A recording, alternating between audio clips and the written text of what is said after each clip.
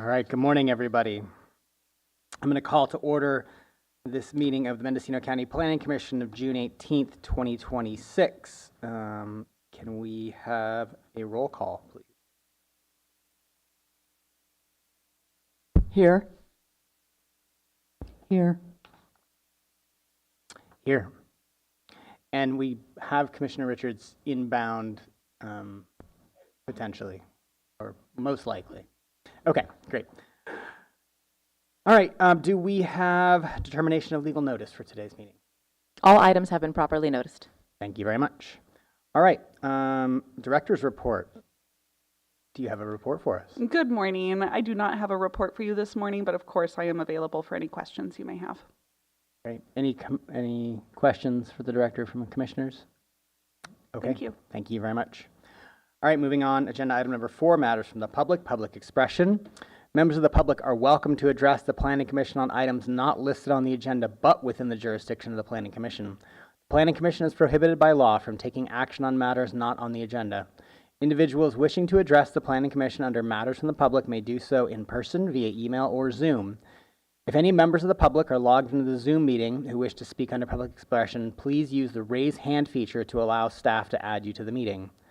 Do we have any requests for telecomment under public expression? No request for telecomment. Do we have any members in the room who wish to speak under public comment? Please come forward, please state your name, and we'll have a countdown timer of 3 minutes per individual. We'll get one figured out. All right, go ahead, please. Good morning. My name is Christine Boyd. I live in Redwood Valley, and I'm a member of the Redwood Valley Municipal Advisory Council. Though I'm here today, I'm speaking only as a community member. Good morning, commissioners and director.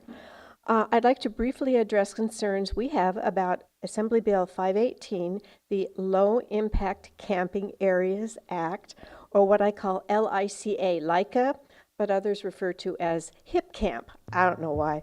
I understand that county staff are working on an ordinance regarding LICAs. The RVMAC was not included in your initial outreach to the wider community. We did invite your staff to speak to a recent MAC meeting, and I urge the Planning Commission to continue that dialogue and collaboration with the residents of Redwood Valley. Our community seeks to maintain a peaceful quality of life, and we'd like that to be aligned with the recently approved Community Action Plan, or CAP, that has been adopted. The CAP is a foundational vision document intended to guide growth, safety, and development in our rural area. It's conceived and written by the Redwood Valley residents under the direction of the Redwood Valley MAC. Our key concerns about the ordinance regarding LICAs are these. Number 1, fire hazards. The introduction of LICAs raises concerns about increased fire danger, which poses not only physical risks to our safety, but could also lead to increased insurance premium costs to residents.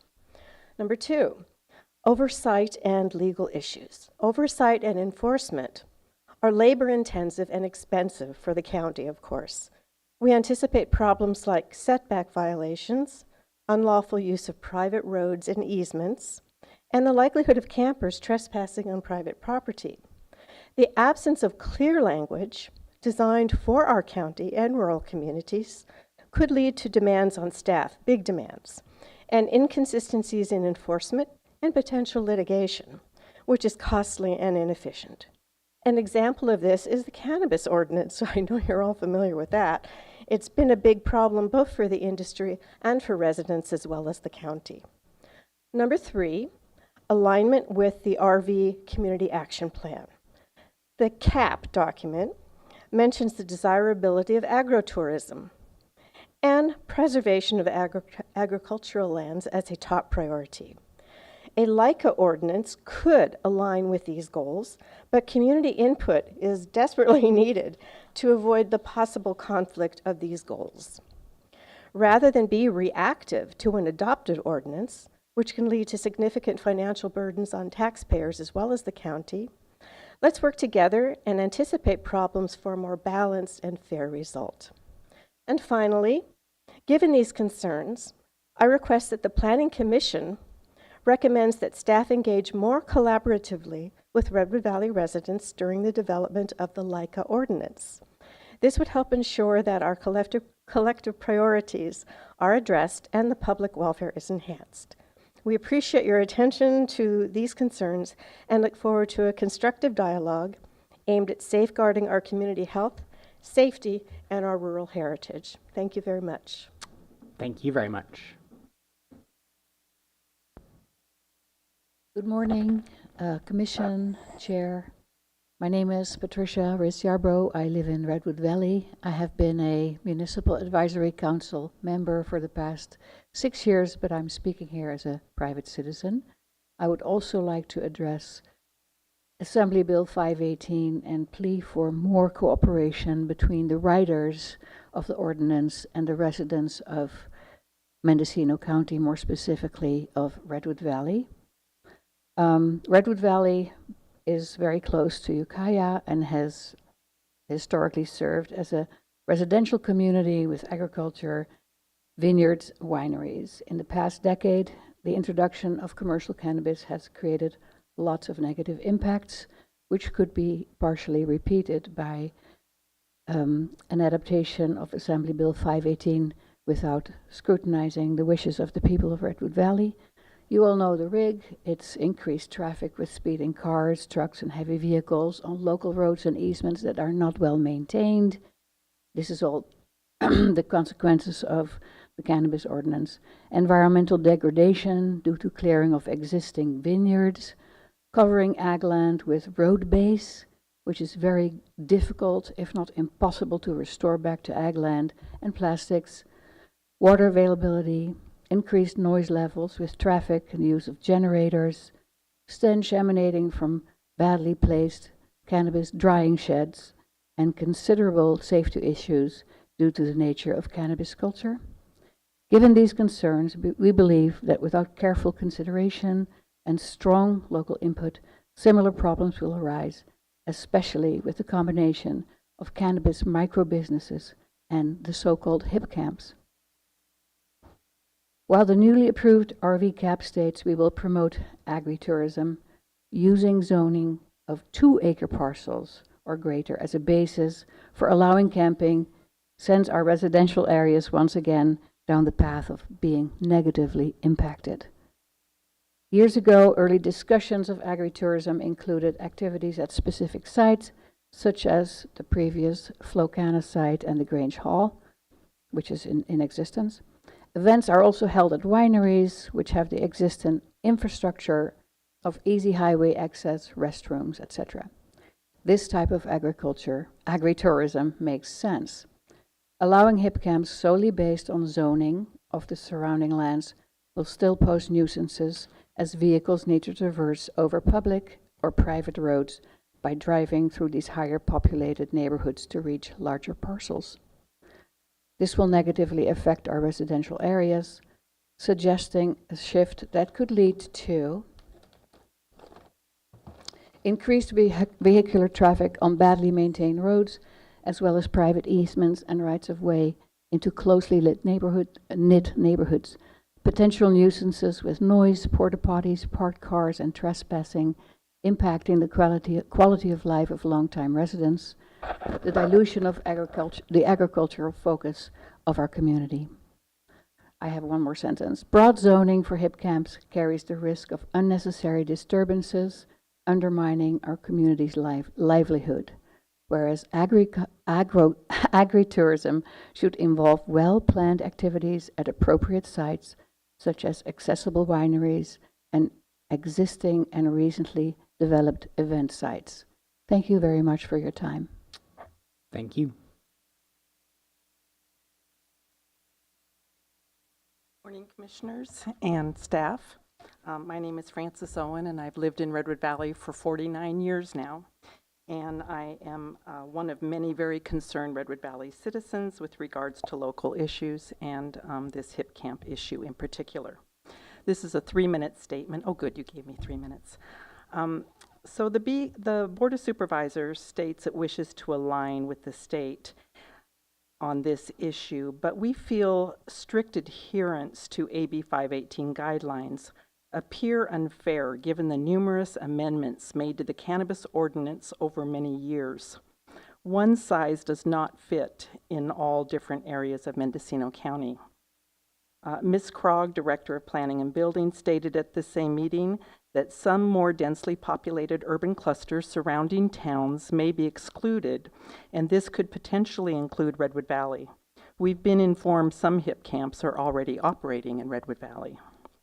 We wish to be part of the solution by allowing some camping, which will allow campers to pass through Redwood Valley while keeping vehicles and recreational vehicles out of our bucolic valley and off our country roads and neighborhoods.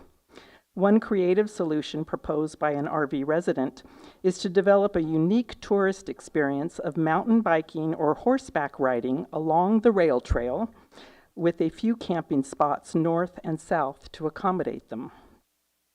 Planners Russ Ford and Liam Crowley spoke on HIP camps at a recent RVMAC meeting, and it was greatly appreciated. As follow-up, Redwood Valley residents would now like to make the following recommendations specifically for Redwood Valley area, with the hope they will be incorporated into the HIP camp ordinance currently being developed. Number 1, if the county will not grant an exclusion zone to Redwood Valley, then we respectfully request the permits granted be minimal and that the county ensures they are strategically placed with infrastructure that can accommodate them and avoids fanning out in a westerly or easterly direction from Highway 101 into and through surrounding neighborhoods. Number 2, conduct a thorough review of any existing HIP camps to assess compliance with regulations. If they are compliant and neighbors have no objections, they would be considered for grandfathering in. Number 3, excuse me, any proposed new permits from the eastern to the western ridges of Redwood Valley would be reviewed by the RVMAC for input in order to preserve the integrity of our residential areas. And then number 4 and final, no further permits would be issued for Redwood Valley once the pilot program is complete. As a closing statement, I would say Redwood Valley has dedicated, hardworking volunteers, especially in the Redwood Valley Municipal Advisory Committee. We would all like to see greater transparency, respect, and communication during any process to create new ordinances, and hope the county will avail themselves more of this valuable community resource. Our community wishes to work in tandem to find solutions which are in the best interest of most of the community and to give the community a say in its future. We wish to work in good faith with county government to achieve an acceptable compromise for all. Thank you for your time. Thank you. Any other members of the public wishing to speak under public comment? Do we have any hands raised on Zoom? There is one hand raised in Zoom. I believe that's our consultant for transportation, so I Okay. don't believe he's intending to comment as part of this Okay. item, but we can of course check with him if you'd like. Do you have anything to say on public comment, consultant? No, I agree with Julia. Sorry, I raised hand just to say that Okay. I'm available. Thank you. Sorry, I Great. forgot I had a copy of our recommendations, so thank you. Thank you. Do we need to do anything to welcome Commissioner Richards in now that? Great. Okay, thank you. All right. Well, moving on to agenda item number 5. Welcome, Commissioner Richards. Glad you got down here. It's okay. You come a long way. Agenda item number 5 is the consent calendar. This is approval of the Planning Commission meeting minutes from June 4th, 2026. Do we have any comments from any commissioners on the consent calendar? Any public comments on the consent calendar? All right, I'll invite a motion to approve. I make a motion to approve the Planning Commission minutes from June 4th, 2026. We have I'll a second. Motion a second. Commissioner Jones? Yes. Commissioner Richards? Yes. Commissioner Wiedemann? Yes. Chair Pollin? Yes. Thank you. Motion carries unanimously. All right, moving on to agenda item number 6. This is our regular calendar. There has been a request made by staff to reorder today's agenda to have agenda items 6C follow item 6A. I just want to thank those members of the audience who are going to have to stick around a little bit longer. Thank you very much for your accommodation. Can we please have some comment or context from staff on the request to reorder the agenda? Yeah, absolutely. Julia Krog, Planning and Building Services Director. We just have several consultants and have some timing constraints, and so we would like to be able to have the two consultant presentations follow one another, starting with the groundwater and then moving to traffic and transportation, and then coming to our public hearing item for the general plan amendment and rezone. Okay.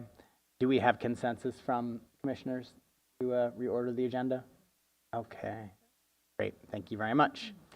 All right, so then moving on, we will start with item 6A. This is a presentation, discussion, and possible direction to staff regarding the Mendocino County update on the coastal groundwater conditions for the Mendocino County Local Coastal Program by Larry Walker Associates. Has there been any correspondence or telephone calls received on this item? One public comment received and posted to the website. Thank you very much. May we have a presentation from our consultant, please? Yes, absolutely. So I'm just going to introduce, we have Audra Bardsley, who's online here from Larry Walker and Associates. And I'll just ask Adrian to just look to see one more check if we have a Gus Yates in our, and does not appear we have Gus Yates online. So I will turn it over to Audra, who's going to take us through a presentation. All right, thank you so much, Director Krog. Good morning to the commission. My name is Audra Bardsley. I am a senior scientist at Larry Walker Associates. So my colleague Gus Yates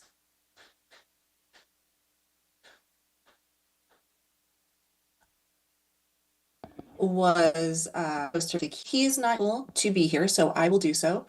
And I'm sorry, I might have frozen there.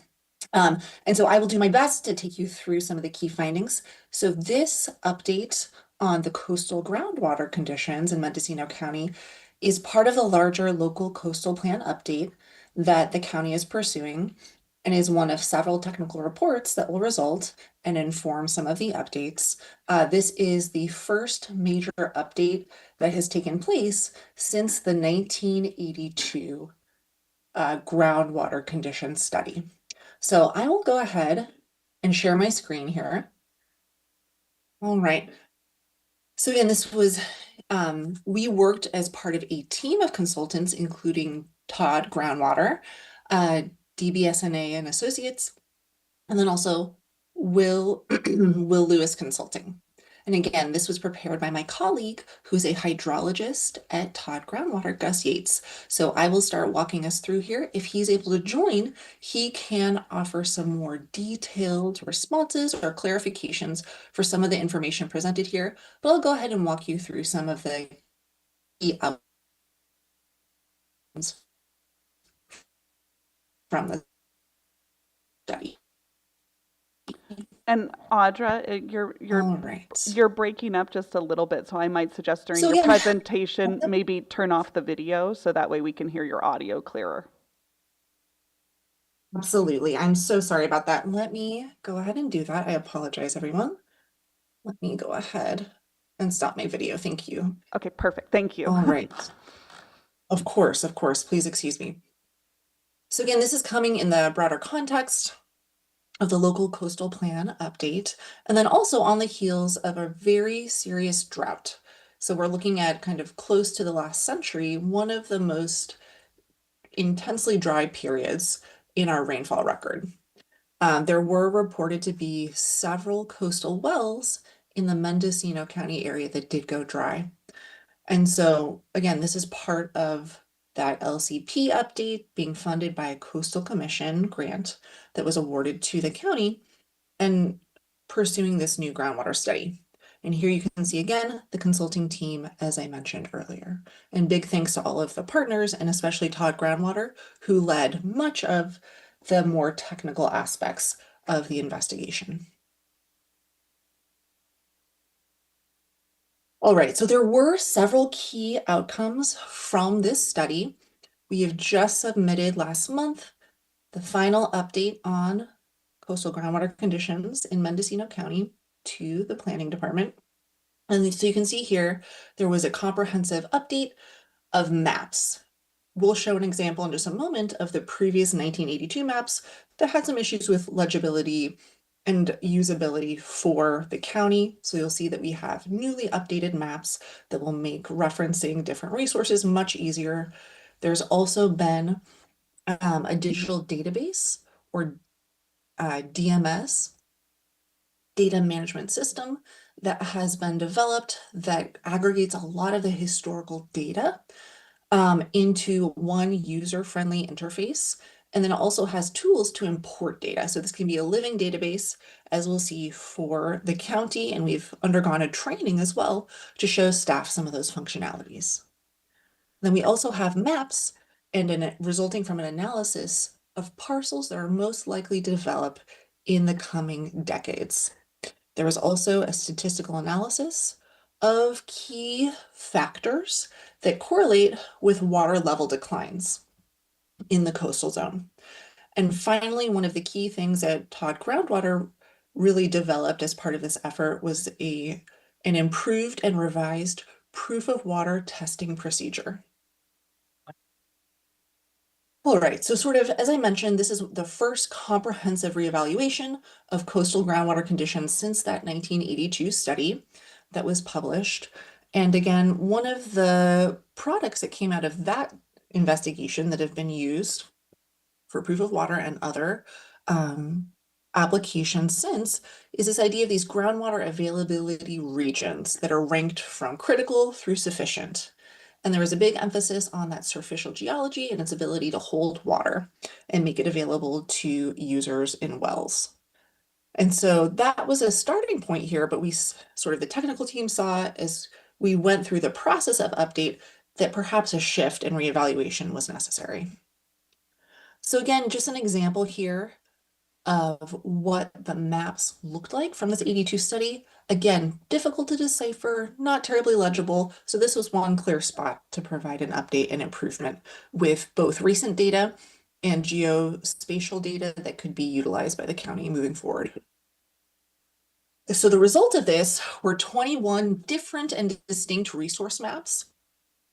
There were themes ranging everything from sort of historical land use, those prior water availability regions, and many more that were laid out over 6 consistent panels. So this made for kind of an easier way to visualize the different resources across these consistent subsets.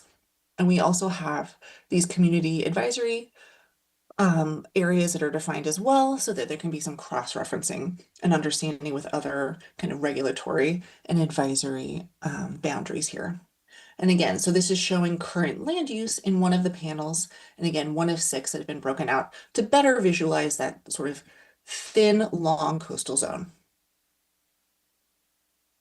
All right, and so now here's a screenshot from that DMS, or data management system, that I mentioned. Again, this is an interactive user interface available to both the public and to county employees, and can visualize and query data for many, many, many wells pulled from different agency databases. And then also, we think very importantly, has the capability of ingesting new data. So this could range from proof of water testing information that will be developed by the county and making it easily logged and searchable for the future. So again, really a living database and tool for the county to utilize moving forward. Do you mind if we ask questions as we move through this? You certainly can. And again, since I was planning to have my colleague answer these, I will do the best that I can. Certainly. So I'm from Fort Bragg, and your map is showing at least 400 wells on the Georgia-Pacific Mill site, which is completely undeveloped. And the city of Fort Bragg itself does not allow wells for domestic water use. So that, I assume, would be the other 291 wells that are showed in the developed part of town. So I just really question the reality of this data in a huge way if this big glaring error is here. There are 2 factors at play here. One of these is, this just happened to be the screenshot that my colleague grabbed. There is dynamic zooming aggregation of well information. So when there are a lot of wells in a particular area, the automatic aggregation just creates a dot with a number in there indicating the number of wells. That's one factor. The other factor here is that much of the data has been pulled from the Department of Water Resources OSCR system. So I believe that's like the online system of well completion reports. And unfortunately, they tend to only report well locations to the accuracy of the centroid of the PLSS system. So that creates a situation where a lot of wells appear to be stacked on top of each other. So I've actually assisted the Ukiah Valley Groundwater Basin in Mendocino County with improving representation of the location for a lot of those well records. It's just it's a more intensive process. So this is a way to at least visualize the basic location. And again, location for some of the wells in the record is a lot better, but the sort of what you're noticing here is going to be probably a combination of both of those factors. Well, may I make a suggestion then, and I haven't read the document, that you have a big disclaimer on your maps that mentions that, because really in the city of Fort Bragg, there might be 10 or 12 wells in total, and you're showing like 700. So that's a very big difference. Yep, yeah, we can absolutely add that to the website. And again, the dynamic scrolling, as you see, this was maybe not the best example of a screen grab to include in the presentation, but we can absolutely do that to clarify.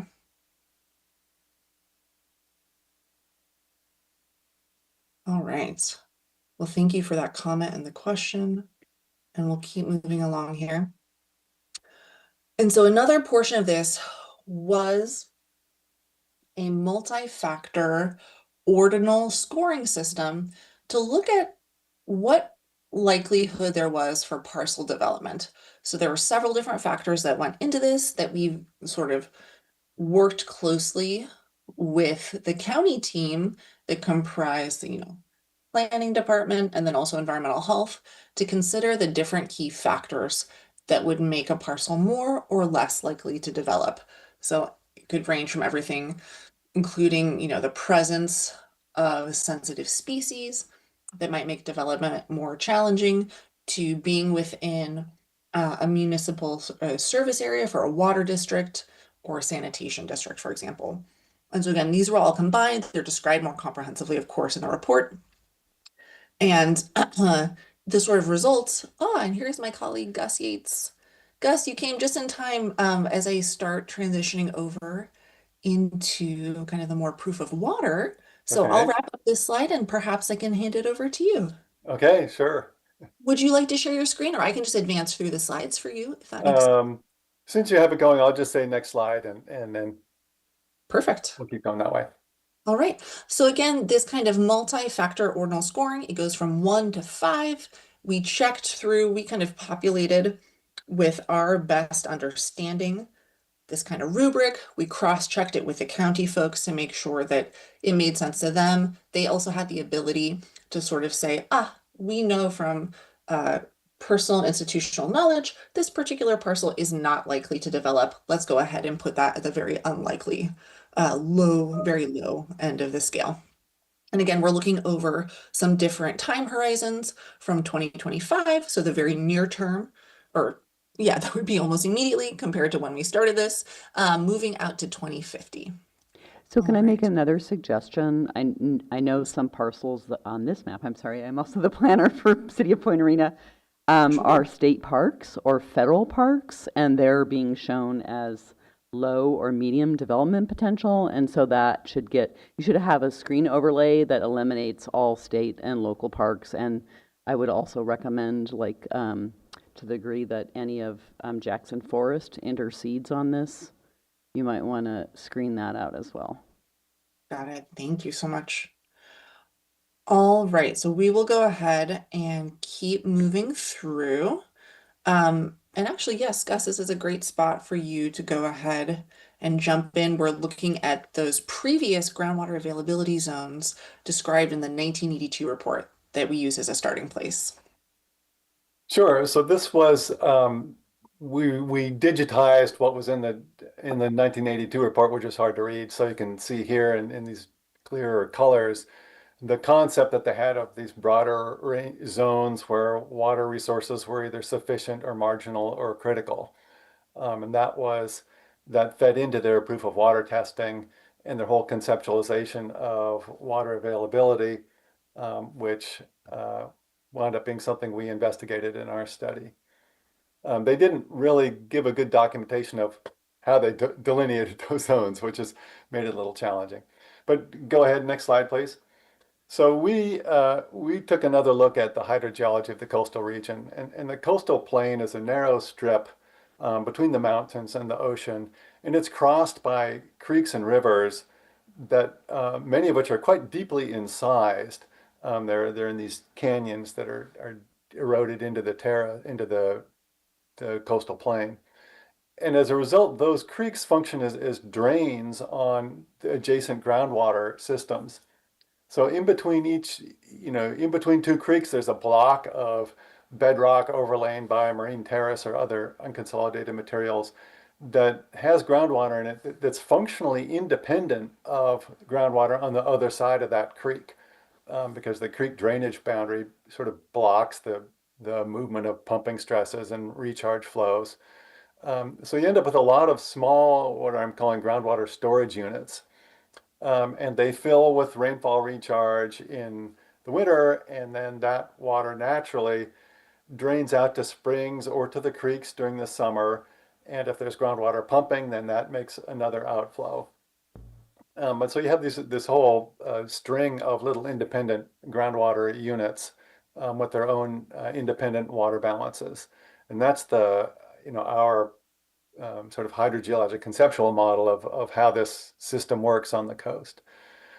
Next slide. Another major effort was an evaluation of water level data. Thanks to Gus Tolley's database effort, he came up with a lot more historical water level data than I expected, and that we made a lot of use of that. It included the town of Mendocino's monitoring network, where they've monitored water levels monthly, basically, in 24 wells since the early 2000s. So there's a very rich data set there for that particular circumstance. And then in the database, we found 19 wells in other areas that had at least 4 years of data, which was long enough to start looking at sort of relationships between hydrologic variables and water levels. Also, there were the wells that were reported as going dry. We know their locations and a little bit about their construction. And then finally, we recruited volunteers for this study to measure water levels in their own wells every month for a year. And so that provided some additional, especially geographic spread in our understanding of water level patterns. So those were our data sets. This is an example. It shows 4 graphs from 4 of the wells that aren't in the town of Mendocino. They're elsewhere on the coastal plain. And it's showing a relationship between annual precipitation, which is the x-axis on the bottom, and the change in water level either during the dry season, which is the red points in the red line, or from year to year, which is the blue points in the blue line. And the point of this graph is to show that there were patterns that were quite consistent among a lot of wells. The red dots show that if you have a wet winter, there's actually more water level decline during the subsequent dry season, which is consistent with our conceptual model of draining towards a spring or towards a creek. That rate of that flow depends on how high your starting point is. So that makes sense. The blue lines, blue points and lines with the declining slope show that if you have a wet year, odds are your water level is going to be lower the following year, because odds are it's not going to be as wet a year, just statistically. So that also makes sense. And so we were able to do a bunch of statistical analyses like this, relating seasonal and year-to-year water level changes to different hydrologic variables, and then look at whether there are patterns that were common among a lot of wells. Next slide. And some of the results were, quite interesting and potentially counterintuitive for people. This graph shows the amount of dry season water level decline as a function of development density. So we actually mapped from air photos every rural building in the whole coastal plain. There was like thousands of them, and buildings that would have a well because they would be occupied either as residences or commercial purpose. And interestingly, the higher the development density, the less water level decline you got during summer, not the more. And that might seem counterintuitive to some of you, but it does actually make sense. So in those settings, most of the use is indoor use, and that water gets returned immediately to these shallow aquifers by way of the septic system return flow. So there's no net consumptive use of the indoor water use. So the fact that there's a lot of houses doesn't really change the water balance. Irrigation changes the water balance because there's a loss to the atmosphere. But most of the rural areas don't have a lot of irrigation. And the final factor is that you actually can get more recharge on a site that has impervious surfaces like rooftops, driveways, patios, than on a natural site, because the runoff from those impervious surfaces flows to adjacent pervious soils where it sort of rapidly saturates the soil zone because you're concentrating a lot of water in one place. And then that increases the amount of water that goes past the root zone and increases your groundwater recharge. So rural residential development can actually increase your recharge. And if there's not much irrigation, that can more than offset the consumptive loss to irrigation. And that's kind of what we're seeing here. So in terms of proof of water testing, it means that your lot size and the number I of interrupt you and adjacent ask a buildings few is not questions? I'm sorry. that critical. Hello. I just had a couple of questions about that. Okay. Like the previous slide where you showed sort of the overview of the marine terrace on top of the bedrock. Right. So septic tanks are not getting through that marine terrace to the bedrock to resupply water. So like that just intellectually doesn't jive for me. And I'm wondering if a simpler explanation is that the water doesn't change a lot in areas where there's residential development because there's residential development where there's water in the ground.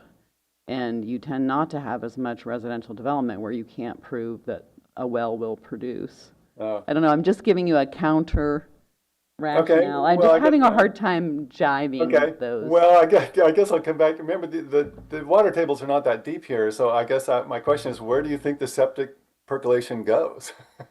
Well, I can tell you at my house, my well was built many years ago, and it's 20 feet deep, so it could go back, but I'm above the marine terrace, so I'm on pygmy soils, and our neighbor who tried to drill a well 200 feet down to get water got actually zero water because there was no water in the fractured bedrock because the water can't percolate through that marine terrace into that fractured bedrock. So I think a little bit the soils in our county are really variable, and where you're going to have pygmy soils, you're not going to have any recharge of water from septic into the fractured bedrock. It just can't get through. That's why when you get down into that fractured bedrock, there's no water there, period. And it's not a big deal. I mean, it's just local knowledge for what it's worth. Well, I would take issue with that because there are many wells that are drilled past the unconsolidated superficial materials into the bedrock, and those are supplying a lot of residences. So water does get through.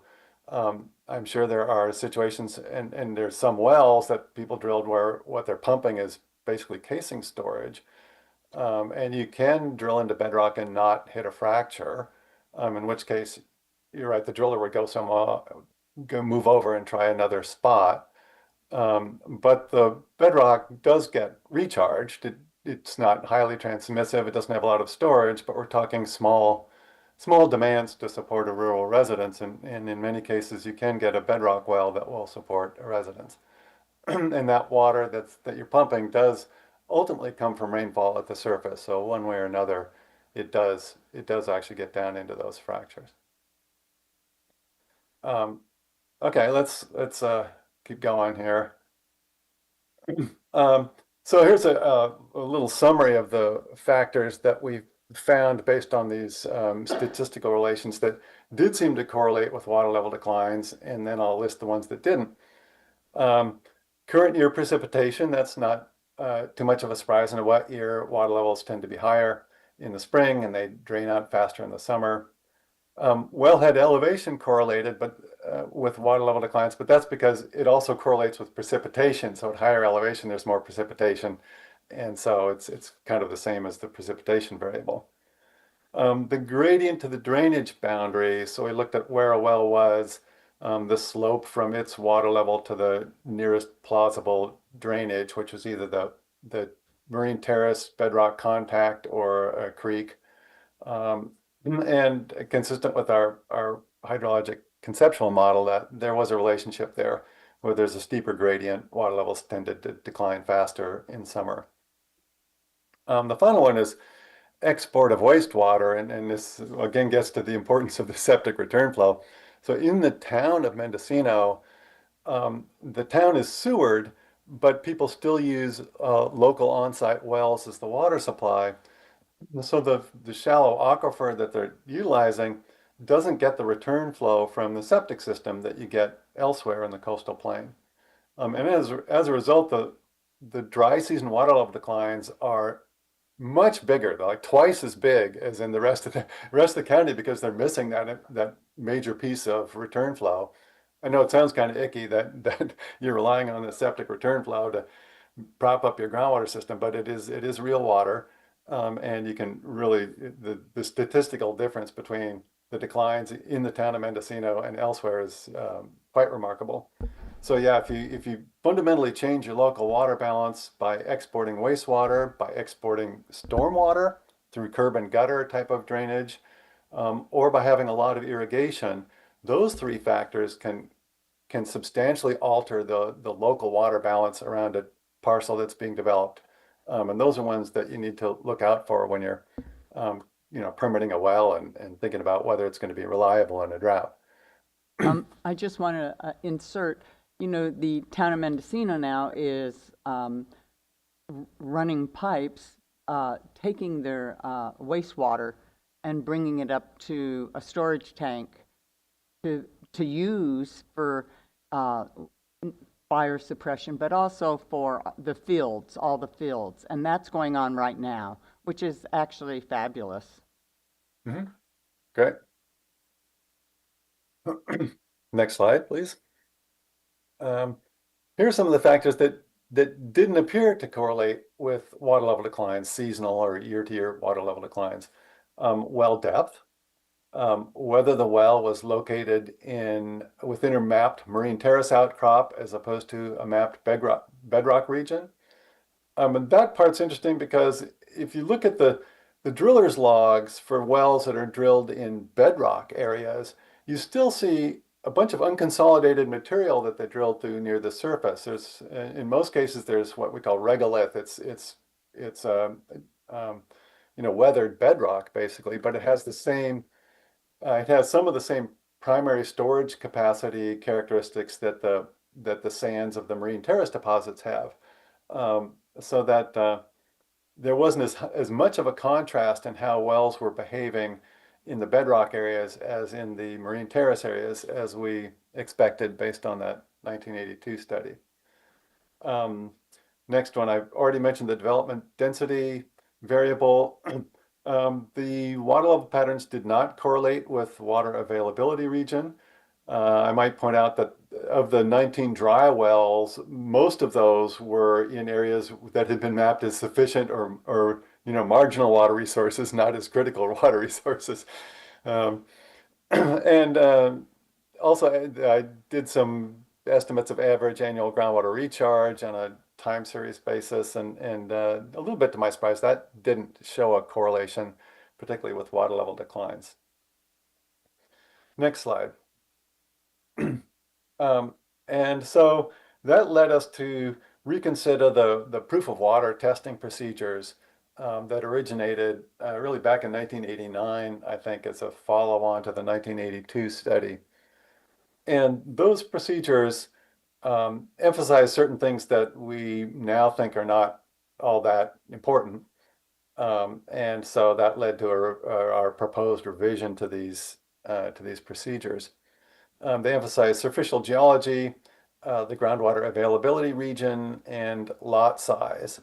And we now don't think that those are variables that strongly correlate with how well your well is going to perform in a drought.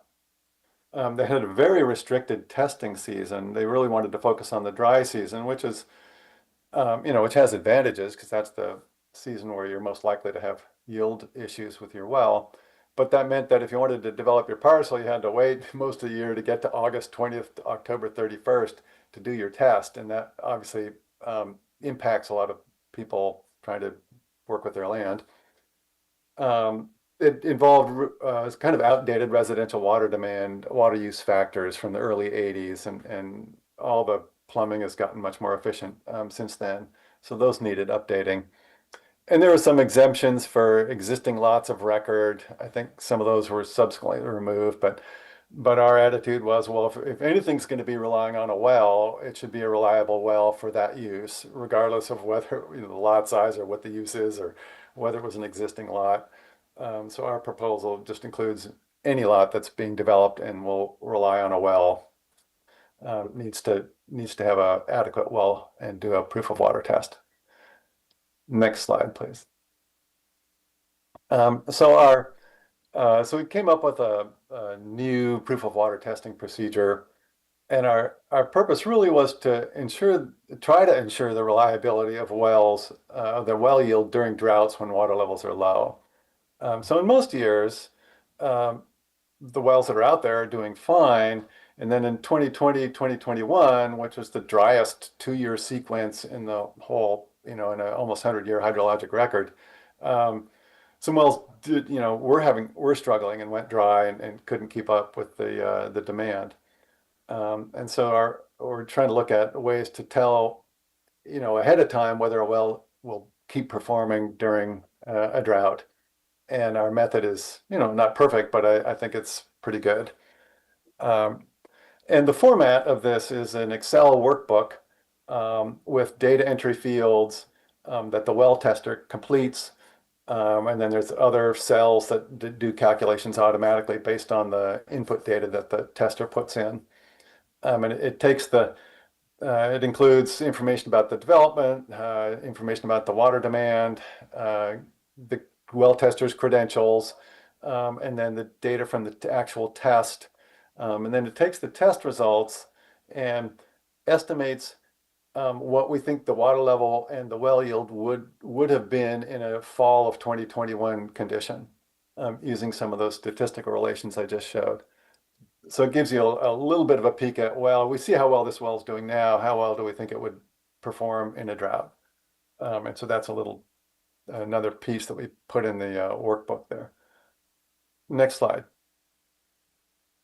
So here's some more features that our method applies to all parcels and development types.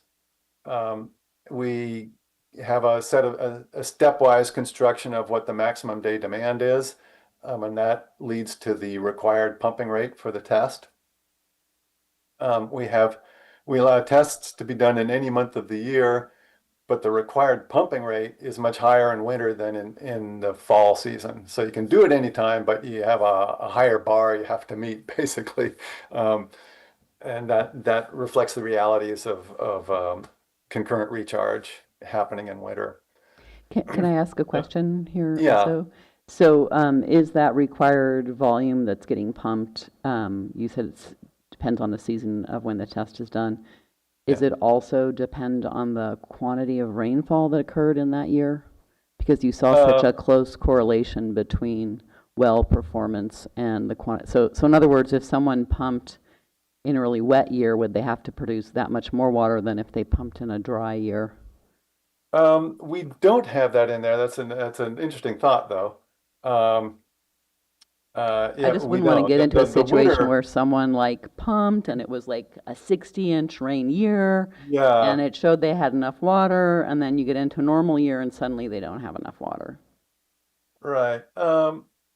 let me give that some thought. That's actually an interesting point. What we did find is that even in an average year, um, the these 1 gallon a minute types of wells, that's a small amount of water. The recharge you can get in January can be a lot more than 1 gallon a minute, as you just pointed out. And so we actually have a factor of 10 increase if you want to do a test during, I think it's November through March, because that concurrent recharge can be Yeah, quite maybe high. just put the variable in of how much rain is falling and see if it makes a difference in Um, what your Excel spreadsheet shows to decide Well, if you want it's to use it or it's not. not included. It would have to be, would you get so much more recharge in that year than a normal year relative to the pumping rate that the factor of 10 correction that we already have, um, isn't adequate? Or, another option might be um, to disallow winter tests if the rainfall to date is above a certain amount. That would sort of rule out testing in really wet years. Um, let me give that some more thought. That's a a valid consideration. Um, let's see. Then our our pumping test duration, 16 hours, is a lot like the current one. It's the idea is that you produce the maximum day demand in 16 hours. And there's also concurrent storage or on-site storage requirement that includes a fire flow component and an operational storage. So you're saying, well, if you're pumping your maximum day demand in 16 hours, what happens if you get, that gives you only 8 hours to recover before the next day? What happens if you get 3 days in a row at maximum, which is likely if you suppose you have a vacation weekend and the house is really full of people or it's a heat wave, then the assumption is some of that on-site storage would help make up any shortfall over a several day peak event. And so that's the logic there.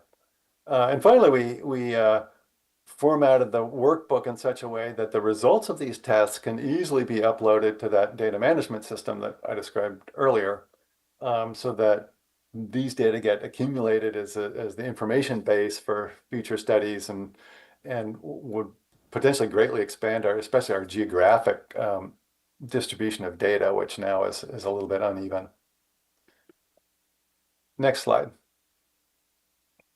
This is just a screenshot of part of the workbook so you can sort of get a sense of what it looks like. The green fields are data entry fields where the well tester would enter information like the depth of the pump intake and the distance to from the well to where you're releasing the water.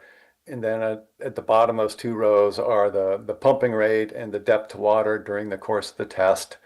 So it's just a snapshot where there's data fields that get entered, and then there's other calculations that the workbook does that give you things like specific capacity and those sorts of things. And then another tab that takes these results and then estimates what the well would do in a 2-year drought situation. Next slide. There's a table in the report that lists all the differences between the older and the new proof of water testing procedures. I've just put a few in here. We're requiring testing for all types. We have some tables of estimated water demand factors that can be used for commercial types of uses. The residential demand now matches what the county uses for septic sizing, 150 gallons per day per bedroom. And then there's a way that gets translated to a maximum day demand by a factor that's typically 1.75 to 2.0. That's just a standard engineering factor. Development density is not a factor in our proof of water testing, but lot size, which is essentially development density, was in the old method. No association with water availability zone in the current method. It was in the old method. Next slide. Here's a few more differences. We slightly modified the qualifications to do tests. The issues were, well, you can get somebody who's a civil engineer who's an expert hydrogeologist, but a lot of civil engineers aren't. You can get a geologist who studies volcanoes or earthquakes, and they really don't know much about wells. You want somebody who knows something about wells. So what we have is we allow those professional classifications if they have some sort of demonstrated competence in groundwater, such as previous tests accepted by the county, previous tests done under the supervision of someone who's already qualified or has completed certain coursework in groundwater hydrology. The pumping test rate, we specify those, particularly with that seasonal variation, but it basically ties to the maximum day demand and then with these seasonal adjustment factors. We have a slightly different criterion for to calculate whether drawdown has stabilized by the end of the test. Because if you're just evacuating local storage, some of these wells will do that. The water levels just keep going down in a straight line all through the test, and they're supposed to kind of be asymptotic. So we have a definition that makes hydrogeologic sense, and we tested it out, and it did seem to exclude wells that probably should be failed and include wells that would otherwise seem to be meeting the criterion. We have a requirement for recovery that was not that's different than what was in the previous procedure. That's how the water level rebounds after you stop the test. And ours is based on whether you get 95% recovery within 24 hours. There's a few other differences that are in that table in the report, but these are the main ones. And I think that's it. Next slide. What do you consider a deep well? How deep? We don't. Versus shallow. We don't classify a well as deep or shallow, but we do have fields to enter where the contact is between the unconsolidated superficial materials and the bedrock. And the workbook does track what's the saturated thickness of unconsolidated materials in this well versus the part that's below the bedrock contact, because those obviously do have very different yield characteristics. So that becomes particularly important if you're testing a well when during the test the water level is still up in the marine terrace deposits or the unconsolidated materials, but you think in 2024 it would be only in bedrock because the water levels would be lower. That creates a different picture, and so the calculations for what would happen in a drought take that into consideration. And that information should be on, if a well log is available, that information's on the well log. If a well log's not available, we offer an assumed depth to bedrock of 30 feet.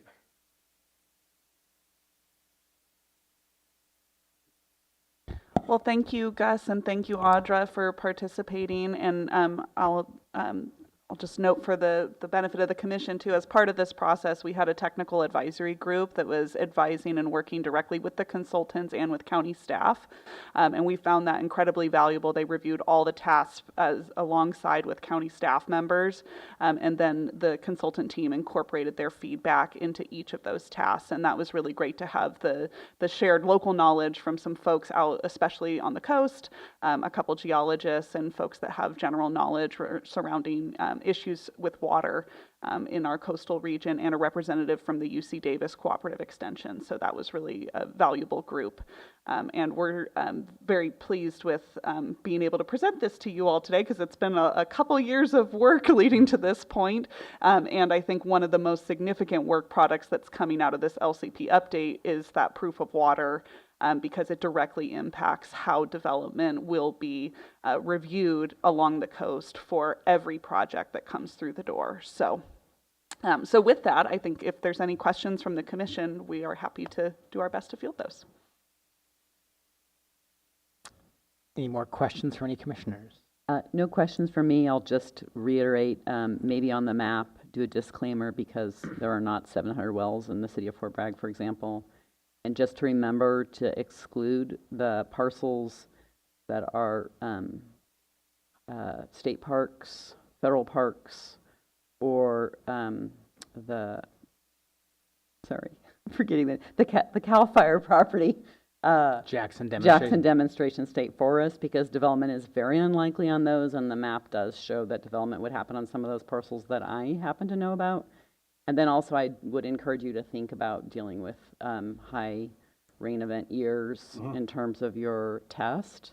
And I'm wondering, this might be out of the scope, but I'm wondering if it makes sense to just like check the first few with the old methodology and the new methodology, just to see that. I mean, I don't know if that tells you anything, but this is a pretty big change. And water. I've done a lot of water work for the city of Fort Bragg, which is why I'm very interested in this. And water is super tough to model because it does flow all over the place, usually downhill. And I just want to make sure that you guys are careful. I guess that would be my only concern. Absolutely understood. Thank you. Commissioner Weidman? Of the task group that met with the consultant group, I'm assuming environmental health was very active. Yes, right? they were. We have the director from environmental health in the back of the room here, and she was part of all of those. Does she have anything to add to this presentation at this point? Well, we'll invite Marlena to come up to the front. Thank you. Good morning, Marlena Dooley, Director of Environmental Health. As Julia said, it's been years and years. It's great to get here. We were surprised by a lot of the things that we found, and we had a lot of questions for Gus about all of the counterintuitive findings they were showing and making, and having our technical advisory group was really useful in that we had individuals who were historically doing proof of waters. They said, this matches my findings. My findings are more consistent with what the new model is demonstrating than what the old coastal groundwater study said you should be observing. And so that was it's all very positive. It is a big change in a few different ways. I think allowing to have the test done with different, factors considered year-round is a huge benefit for our coastal, anyone who wants to develop in the coast. So I am in support of that for various reasons. And having the DMS, I get kind of geeked out. I'm like, oh, we could start logging all of this. Right now we get these in paper. We're scanning them and we're reading them, but it's not being loaded or saved in a way that can help us learn more and cumulatively add up and see patterns that is going to help us locally for the long term. So I'm very excited about having our tests be able to be visualized and entered in a way that we can run a lot more statistical tests on them in the future. Because our problem right now is we don't have very much data for our groundwater anywhere in the county, let alone in one place. And so this is the beginning of that. I'm hoping that as the DMS is used and we learn, that we can expand it outside of the coastal zone also. Thank you. Any other questions for environmental health? Thank you very much. Any other questions for our consultants? I just had one quick one, and this was just, I'm wondering if you could respond to, there was a remark from a member of the public basically stating it seems like that the 19 or 21 wells that went dry out of the thousands that are out on the coast was a relatively small sample size to necessitate this major revamp of the program. But I'm just curious, either from the consultants or from the director, what other factors weighed into the decision to undertake this process right now, just for the public's clarification? Well, Thank you. I think the biggest impetus was that we received grant funding that specifically provided us the opportunity to revisit this 1982 coastal groundwater study. And a key component that I think staff was interested in was looking at how we have been handling proof of water, how we've been handling how development occurs along the coast as it relates to water. And really updating it from these 1982 work products and 1989 development guidelines, because a lot has changed in our community, and development has certainly come in, and pressures from development have changed as well. So that was one of the main impetuses, for doing this project, was the grant funding, the LCP update process, and having this data to support that LCP update process as well. Thank you. Gus, did you want to say something else on that? Yeah, I can offer that we didn't really know what we were gonna want to change the proof of water testing procedure until we got into the weeds and looked at what the data were telling us, and then realized, oh, some of these variables aren't really relevant, and others are, and then just the general desire to have a better information flow for getting digital data in a database, and so. Yeah, at the outset, we didn't really foresee what the new proof of water testing procedure was going to look like. It sort of emerged from the analysis. Yeah, I think key to that is that, we asked that they take a look at how we were doing things. And from that, I mean, we also thought that we were going to have these great, groundwater zones of critical, marginal, and sufficient, and that was going to continue forward. And then as they started diving into it, it really there wasn't as clear of a correlation there with that 1982 data. So. But also, methodologies changed, and so, yeah, it was a little bit of, we had to make some twists and turns as we were moving through based upon the results that we received for some of the tasks. So, Commissioner Weedman? Yes. So going forward, let's just say in the future, if somebody wants a development in the coastal zone, what is the change of well testing that this study is putting forth in simple version, in a simple? Yes, so essentially it would be... What's the biggest change? Yeah, so it's going to be that new proof of water worksheet. Yeah. And I am not a hydrologist, so Gus can certainly correct me anywhere along the way. But I think the biggest factor is, one, that we're looking at what is the demand from the development, rather than what we had previously were these static half gallon with storage or 1 gallon per minute, and really looking at what's the demand of the development that's being proposed, and then identifying that you have sufficient water. Depending on the time of year that you're conducting that test, you may have to add like a multiplication factor to ensure that you're demonstrating adequate water if it's not done during the dry summer months. And then the other piece of that is if they're demonstrating that they have sufficient yield, and I think there's some safety factors in there as well, then they may not have to do a full 17-hour type of pump test. They may be able to cut the test shorter.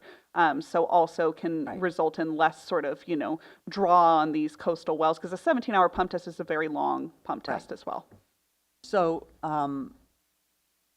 so are you mitigating bedrooms, 150 gallons per bedroom? Or is the state law changing too? Right now, when you're looking at a development, right, and you're developing a new house and you have so many bedrooms, and it's more complex than that. We get that, but in general, it has changed over the many years I've been involved. But right now, there was a 150-gallon show per bedroom. Now, will that change in this study, Marlena? Yeah, I believe the previous procedure or current procedure is 180 gallons. Yeah. Marlena Dooley, Environmental Health Director. No, it will not. It is not anticipated to at this time. Right now, that's coming from the state on-site waste treatment policy. That is pretty darn new. There's been no talk about revising that. And that policy allows for local jurisdictions to have some customization for their areas, but that is not currently being proposed. Does it allow for any case-by-case exemptions or waivers if someone was saying, okay, we're going to have low flow fixtures or have xeriscaping or anything to reduce the on-site demand at a site? Would there be any provisions that would allow for a development to take place that wasn't able to demonstrate that same level of capacity of a well? Not having implemented it yet, I think that it is possible in the aspects of, as Gus had explained, and Julia mentioned, what's the actual demand of your project? So the quality of your application and what you're saying, like, this is why we think our demand is this. So that's that case you're making, like, can an applicant make that case? And I think that that's possible, but we also, we come from a history of having standards and expectations and clarity. So having them aligned to what your septic system is being designed for what you're pumping, made sense to us as we worked through the projects. And I think just from a procedural aspect for you guys to be aware of as well, obviously no change is happening to the proof of water procedure without coming through and getting Board of Supervisors support in making those changes as well. So this procedure we're talking about is still an in-concept procedure. It's not, this is something that will be discussed and need to have that buy-in from the Board of Supervisors as well before it would be implemented. Just as a point of information, in the city of Fort Bragg, water use per bedroom is 55 gallons per day, and that includes landscaping water. So I think the efficiencies that have been experienced through the building code have really reduced water use, and your 150 per bedroom might be a little bit high. Yeah, if you've got on-site water. And I know that through Sigma, we are still developing those standards for water budgets across the state. So those are things that as they develop, the county will have to incorporate that kind of information into our policies. But at the moment, it's 150 gallons per day. Yeah, I guess I just raised that question because I know that we are under significant pressure to increase our housing stock here in Mendocino County, as is every county throughout the state. And so ways that we could reduce impediments to that would be well appreciated.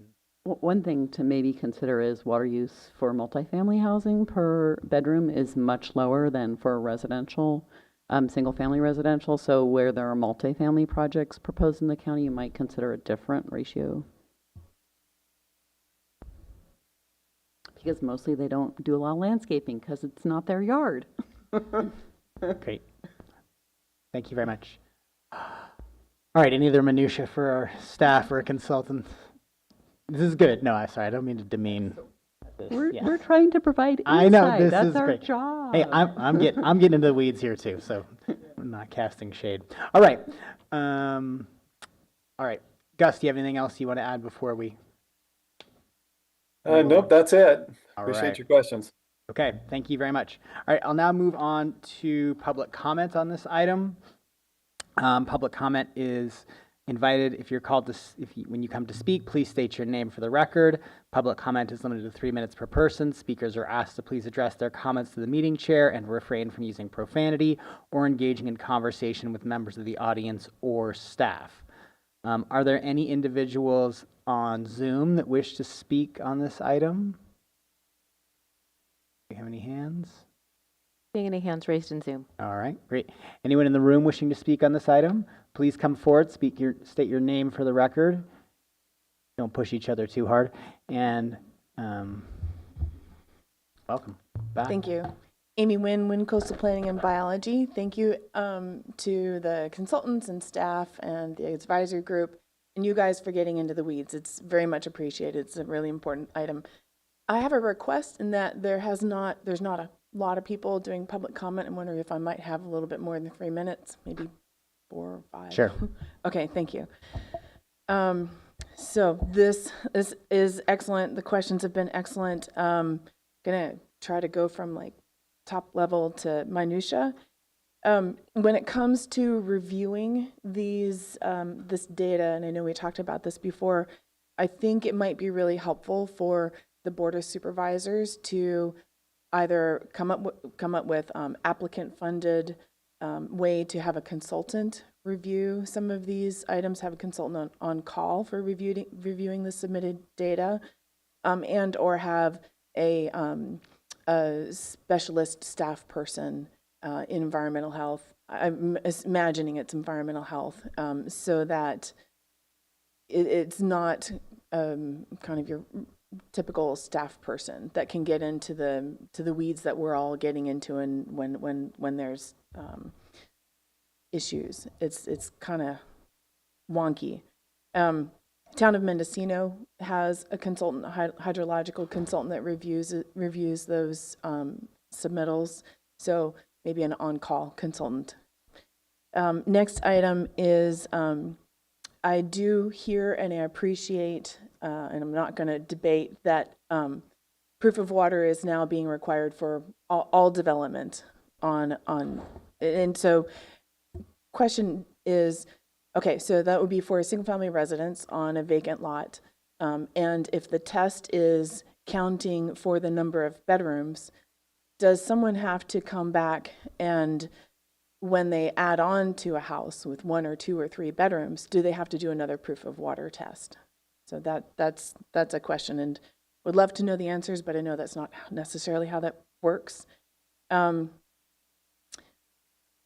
This is also a request for a high-level request for the Board of Supervisors, and perhaps submit a letter to the state legislature to find a way to get a coastal exclusion for wells in the coastal zone, for drilling a test well in the coastal zone.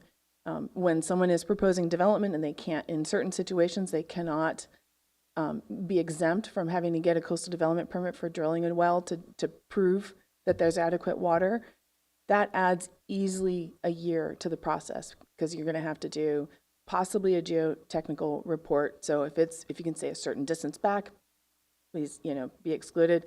But biology, archaeology sometimes, etc.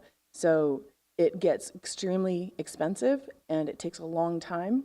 And so if we're finding through this study that we should, for the most part, expect to find water in the coastal zone, then maybe there's a way where we can actually get to that demonstration sooner rather than later. It makes it exponentially, it's a real barrier to getting housing in the coastal zone. What happens if there is a parcel that doesn't have any water and it's a vacant parcel, and someone has thought, it was divided through a subdivision, maybe before we had to demonstrate water.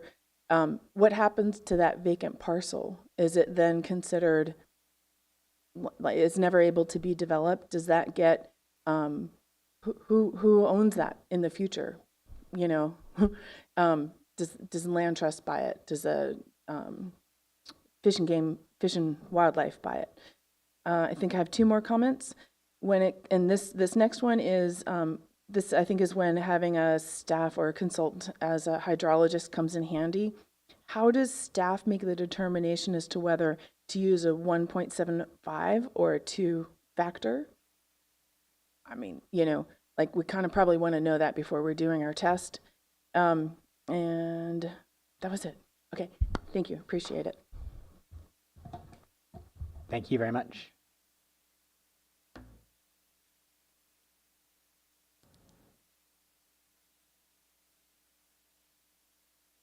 Good morning. Yes, it's still morning.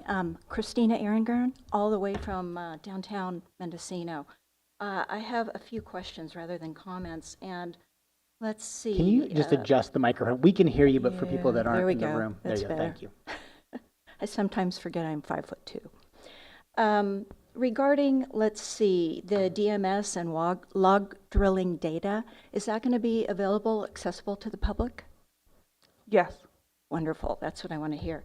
And the technical advisory group that you were discussing, was there a member, a resident from the town of Mendocino? Yes, there was a member from the MCCSD board. And who was that?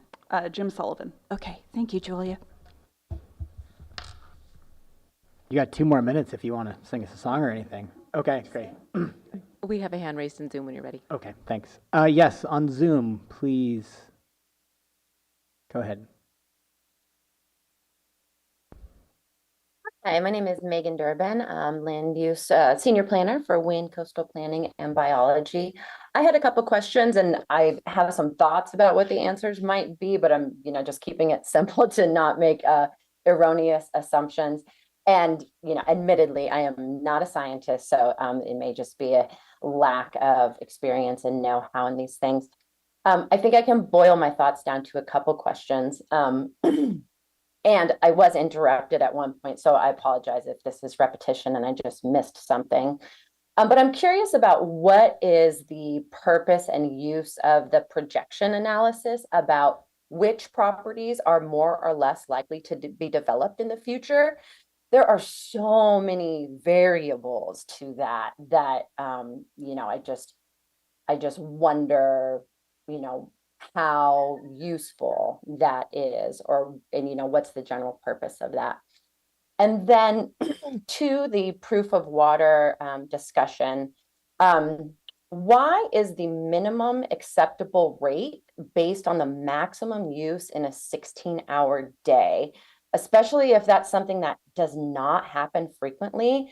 And I think I can kind of apply that to an example of based on that, would a 1 gallon per minute well support a common 3-bedroom residential development, for instance? In my experience, and I know you all have, analyzed a lot of data, and, you are the scientists and in the trenches with this, but that seems like a high bar to meet. That is not the typical use and is potentially, rules out a number of wells that we have in our area, again, in my just anecdotal, limited experience. I really appreciate the comments and getting into the weeds, then the questions that the commissioners are bringing up, and the overall interest in what does this mean for us in simple terms, and making sure that we are not creating impediments to increasing housing stock or just, sustaining, the growth levels that we're at going into the future. Thank you very much. Thank you. Director Krog, do you want to answer that last question? Well, yeah, and I was actually going to see if we wanted to start with online too, to see if any of our consultants wanted to weigh in on some of her earlier questions as well. Sure. Gus? Yeah, I can't speak to the development likelihood analysis. Wasn't involved in that one. But regarding the maximum day demand, I mean, that's not a kind of a far-fetched extreme event. It's really the maximum day demand you would expect in any given year. And there's, understandably, there's variations in demand, and in places with lots of irrigation, obviously demand goes way up in summer. And other places, it just has to do with, in circumstances like this, it might just have to do with how many people are in a house at any given time. And so we gave some thought to that. I mean, what happens if the whole family comes over for Thanksgiving and is there for 3 days? So you do have to, you want a water supply that's going to get you through, kind of foreseeable high demand periods. Maybe not really totally extreme events, but those are not far-fetched. And so that's how we came up with that methodology. Mr. Jones? Sorry, so could you describe the 16-hour constant rate pumping test? Is that the equivalent of 150 gallons a day per potential resident? Or it just, like, I gotta say, we're on the coast. It's cold and foggy in the summer. So we don't have a lot of water demand actually in the summer. That's more than other times. Most people on the coast plant natives because they have to, because they're in the coastal zone, and the Coastal Commission requires them to plant natives, which are drought tolerant.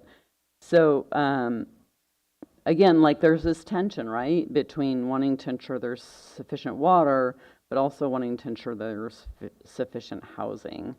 And so maybe and I'm not asking you to explain this now, but just to think through it carefully, because what makes sense from a hydrological perspective in the Central Valley where it's really hot in the summer and everybody's got roses that are going to crump.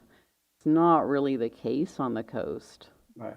That comes into play when you pick the factor that translates from average day demand to maximum day demand, that 1.75 or 2.0 that someone mentioned earlier, and the county could that selection is left with the county in the current way the workbook is set up. There are certain variables that the county staff pick, and if if you looked at sort of monthly data for some of the public water systems, up and down the coast, I got some information from a bunch of those that those could give you an idea of what an appropriate maximum day demand factor might be, at least aggregated over a whole water system. And so the 16-hour test, it basically takes the 150 gallons per day per bedroom. Then, suppose there's 3 bedrooms, that's 450 gallons, and then there's a 2.0 multiplier to maximum day demand that gets you to 900 gallons. And, that would be a maximum day demand. So that would be in 24 hours.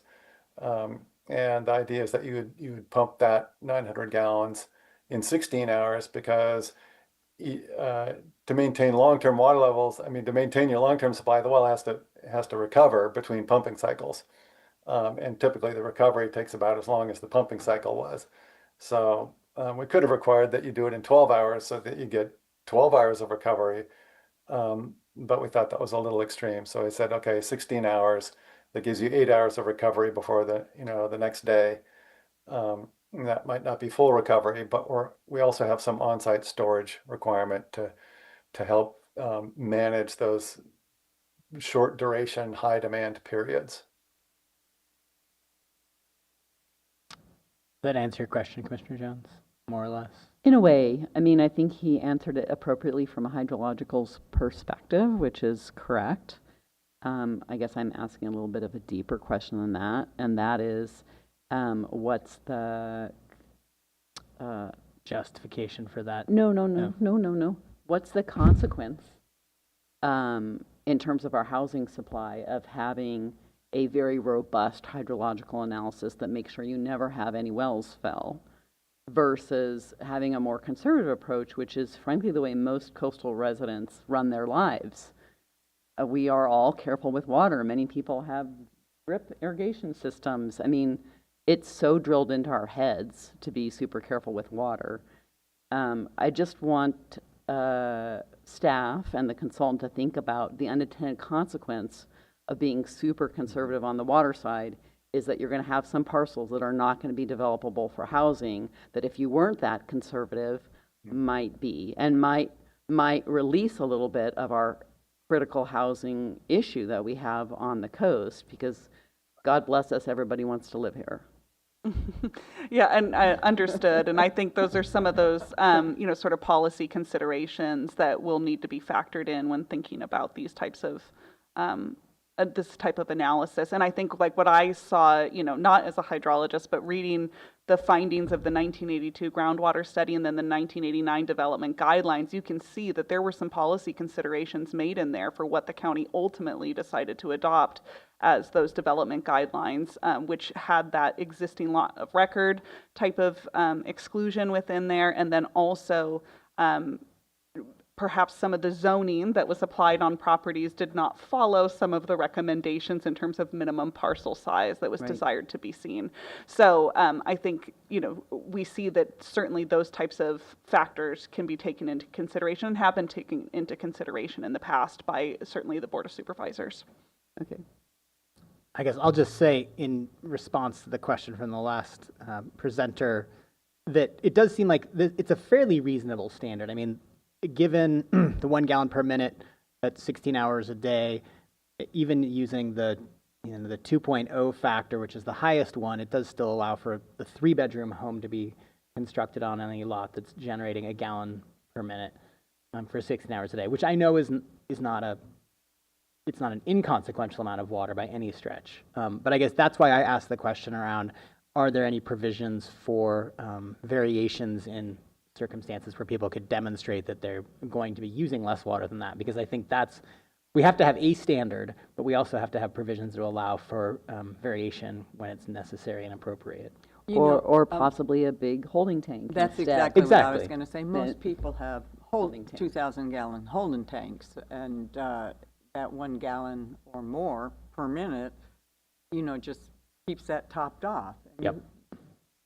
And therefore, You don't need to have all this water in the well because you have it in a holding tank. Right. well, it's just, when you have that Thanksgiving dinner, right, that will be part of the backup. Yeah. But I didn't get a chance. Thank you. All right. Thank you for your presentations Yeah. and all the questions. Great. All right. Any other questions from commissioners?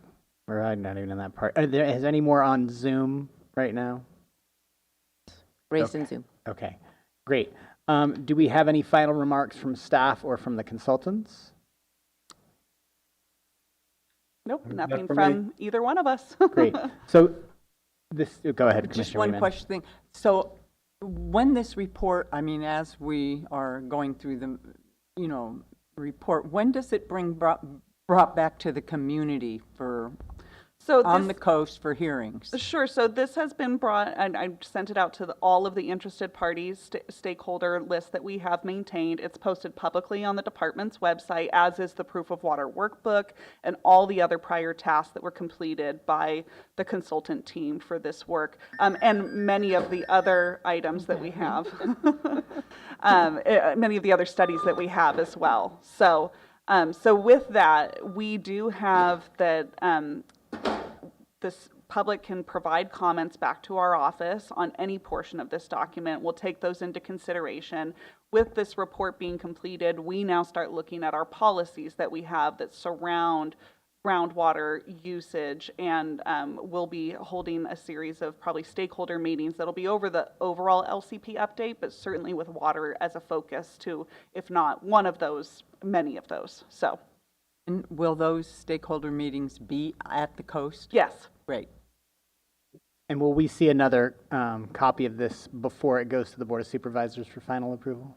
I think you will see, yeah, of course, you're going to see any policies and any sort of discussions related to this will come before the commission before it goes on to the board. Great. All right. Thank you very much. All right. Okay, we're moving on. Thank you, Gus. Thank you, everyone. Thank you. Thank Bye. you, Environmental Health, too, for your contributions today. All right, we're moving to item 6C, which is a presentation, discussion, and possible direction to staff regarding the State Route 1 Highway Traffic Capacity Study for the Mendocino County Local Coastal Program by TJKM. Have there been any correspondences or telephone calls received? No correspondence received. All right. May we have a presentation from our consultant and staff now? Yes, so I think I'll just look to to Adrian real quick and make sure if we have either a Sandeep or a Nayan online and promote them to panelists. Sandeep is in, and I'll promote Nayan. What about Vamsi? Yeah, hi. Vamsi can help answer the Q&As. I can go through the entire presentation. Thank you. Okay, great. Thank you, Sandeep. So we will have TJKM go ahead and lead us off on this. And Sandeep, are you able to share screen, or would you like for me to share screen? I can share my screen. Let me see how can I don't see an option, Julia. Sure, Share screen. no problem. Give me just 1 second.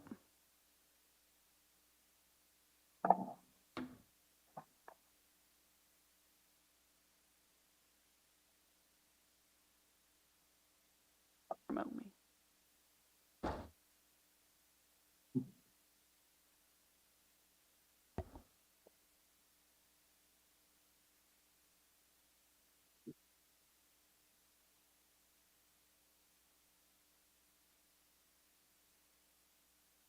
Actually, we have a commissioner that needs to do a bio break. Can we take 5 minutes?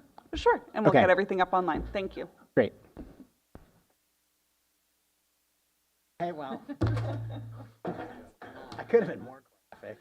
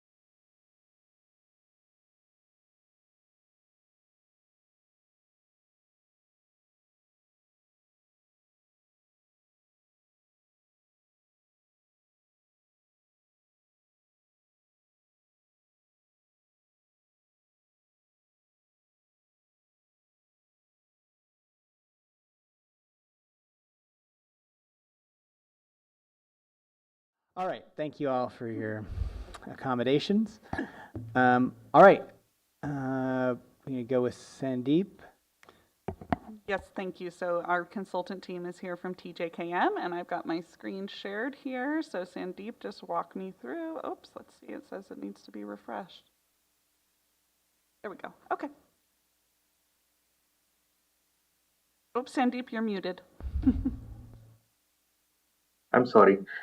Thank you, Julia. Good morning, everyone. I'm Sandeep Paparaju, and I was the lead for conducting the State Route 1 highway traffic capacity analysis study from TJKM. I have Vamsi and Nan as well. Vamsi is our travel demand forecasting director, and she will help answer any questions we may have.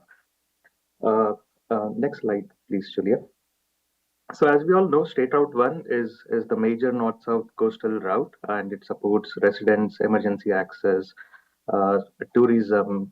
So our purpose of this study, Mendocino County Commission does to do a comprehensive study to identify congestion hotspots, intersection performance, roadway analysis, and to update the previous travel demand model. So next slide, please, Julia. So basically, our study corridor, our limits were from the Mendocino County line in the south to Little Lake Road intersection in the north. And we evaluated 31 intersections, 9 roadway segments. We evaluated collision analysis for 10 years, and operations for steady intersections and roadway segments were evaluated for 2024 conditions, 2030 conditions, and 2035 future conditions. Next slide, please, Julia. So we are conducting our objective for this study.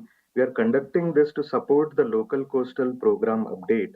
Sandeep, can I ask you to pause for just a moment? We're having a little bit of a hard time hearing you. Is it possible for you to turn your microphone?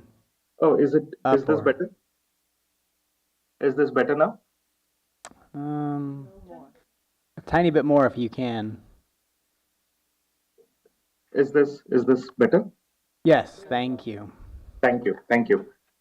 So going back again, our objective for this study is to support the local coastal program, and we evaluated, we developed a new travel demand model, or we updated the previous travel demand model. The previous travel demand model was done in 2008, 2009. We updated the base year to 2024, and we also developed future scenarios to test out multiple built out plans for our operational analysis for 2030 and 2035 conditions.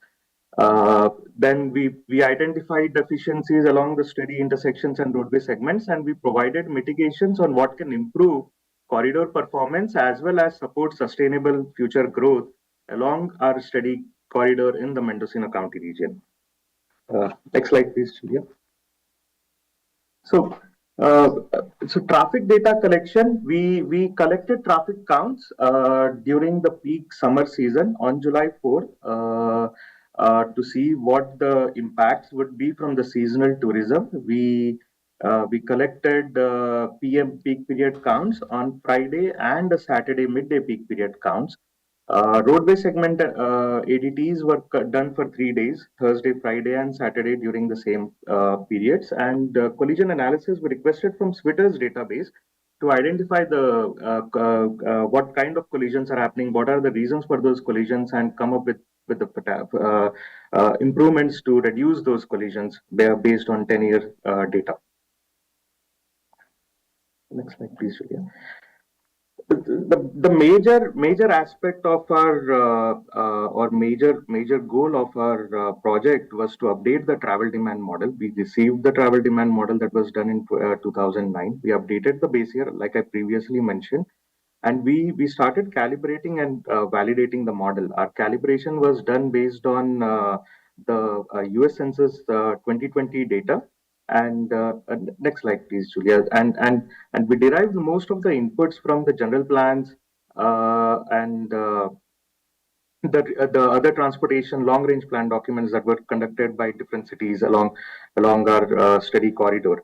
We verified that every intersection we are analyzing has been included in the model. We verified all the local rural roads that we were analyzing are included in the model. And the model was entire Mendocino County model. So what we did was we did a sub-area extraction, and we focused on the study area. We tried to validate, calibrate the model to our study area, which will definitely help in future. What we have done through this task in identifying if the residential developments are needed to be coded in, what are the impacts of that, what will be the impacts if the employment rate goes up and all. So just a brief findings. Most of the we identified that 53% of the coastal dwelling units are in the Fort Bragg area, and the highest employment is also concentrated in the Fort Bragg area. Reiterating again, we followed all Caltrans guidelines while validating our travel demand model. We used the 2024 counts that were collected in July and to calibrate, and also supplemented it based on the data that is available on Caltrans website through PEMS database and all that. So we can have more data. We looked into the historical data as well, because to see what are the impacts of pre-pandemic and post-pandemic. One major highlight in data collection I want to make is when we were looking into the traffic data collection, we realized that the traffic data has gone down compared to the 2008 study that was done. And the reason may be very different, because the pandemic has changed had changed the travel patterns, and the employment rates were very steady, and the residential units didn't change too much. So those were some of the reasons that we had identified on why the data collection was low. Next slide, please. The traffic study that was done in 2008 was the actual data collection in 2007, possibly before the crash? Actually, the traffic study that we had received, it was what we realized is even they did 28, 29 intersections back then, and not all intersection data was collected. Some data was readily available pre-crash, economic crash back then, and some data was collected during the study. So it was a mix of data that was used during 2008 analysis.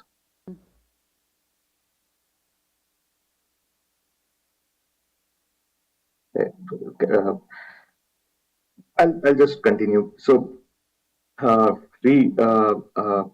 future land use forecast, right? We did it for 2030 and 2035 conditions, again, to identify what the congestion would look like, how much the residential developments have changed. So we updated the travel demand model to include these two scenarios. We went through the US Census data. We looked at the previous general plans, how many residential units are being identified, how many approved developments were there, how many jobs are being identified. We looked at 6 major sectors: retail, restaurants, student enrollment, hotels, and so on, to identify how we can better model the future year scenarios. Can I ask a quick question about the housing units? Is that 34 units per year or 34 units total by 2035? By total by 2035. Okay, so just so you know, I'm the contract planner for the city of Fort Bragg, and last year we approved 100+ units in 1 year. So I think this might underestimate quite a lot. And in fact, in 2017, in the Fort Bragg, one development was over 100 units. So if you want, I can get you better information. Sure, that would be very helpful. Yeah. I'll just get it to you, Julia.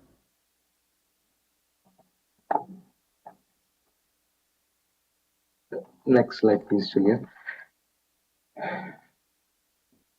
Yeah, for the VMT forecast, right? So VMT results, what we analyzed, shows very consistent growth pattern for future years. Overall, the coastal region is expected to see a 1.47 total growth in residential VMT compared to 2024 conditions. I'm forecasting year. I'm comparing the forecasting year 2035 to 2024 conditions. And And like you mentioned as well, Fort Bragg remains the largest traffic generator and VMT contributor. And I'll go into the analysis, but just highlighting that based on the VMT results that we have seen, majority of the steady corridors or steady intersections still have capacity to manage the future growth and still operate at better or acceptable level of services. So I'll get into traffic operations analysis very particularly now. We evaluated 31 intersections. For future horizon years, 2030, 2035, what we did was we did multiple scenarios. We did a 25% built out scenario, we did a 50% built out scenario, 75% and 100% built out scenario. Again, the travel demand model that was validated, calibrated was used to generate the turning moment counts and the roadway segment data on or at the intersections. And based on our level of service, most of the intersections and most of our steady intersections are side street stop controlled or two-way stop control intersections. We just have one intersection which is signalized. And most of our steady intersections, except for 4, are projected to operate at an acceptable level of services, regardless of the built out scenarios we have tested for. And we tested it again for PM and weekend peak periods. Before you leave that slide, I had a question on the Yeah. forecasting approach. So Uh-huh. you have weekend traffic forecast derived from model-based weekday growth. Can you explain how that works? Yeah, How- yeah. So, yeah. basically, yes, you're absolutely right. Our model is daily model and a weekday AM PM peak model, right? So what we had to do to generate the weekend growth, we use the daily patterns, and Vamsi can suggest over here as well. We use the daily patterns and identified what the growth rate would look like, and applied a consistent growth pattern to develop the weekend travel demands.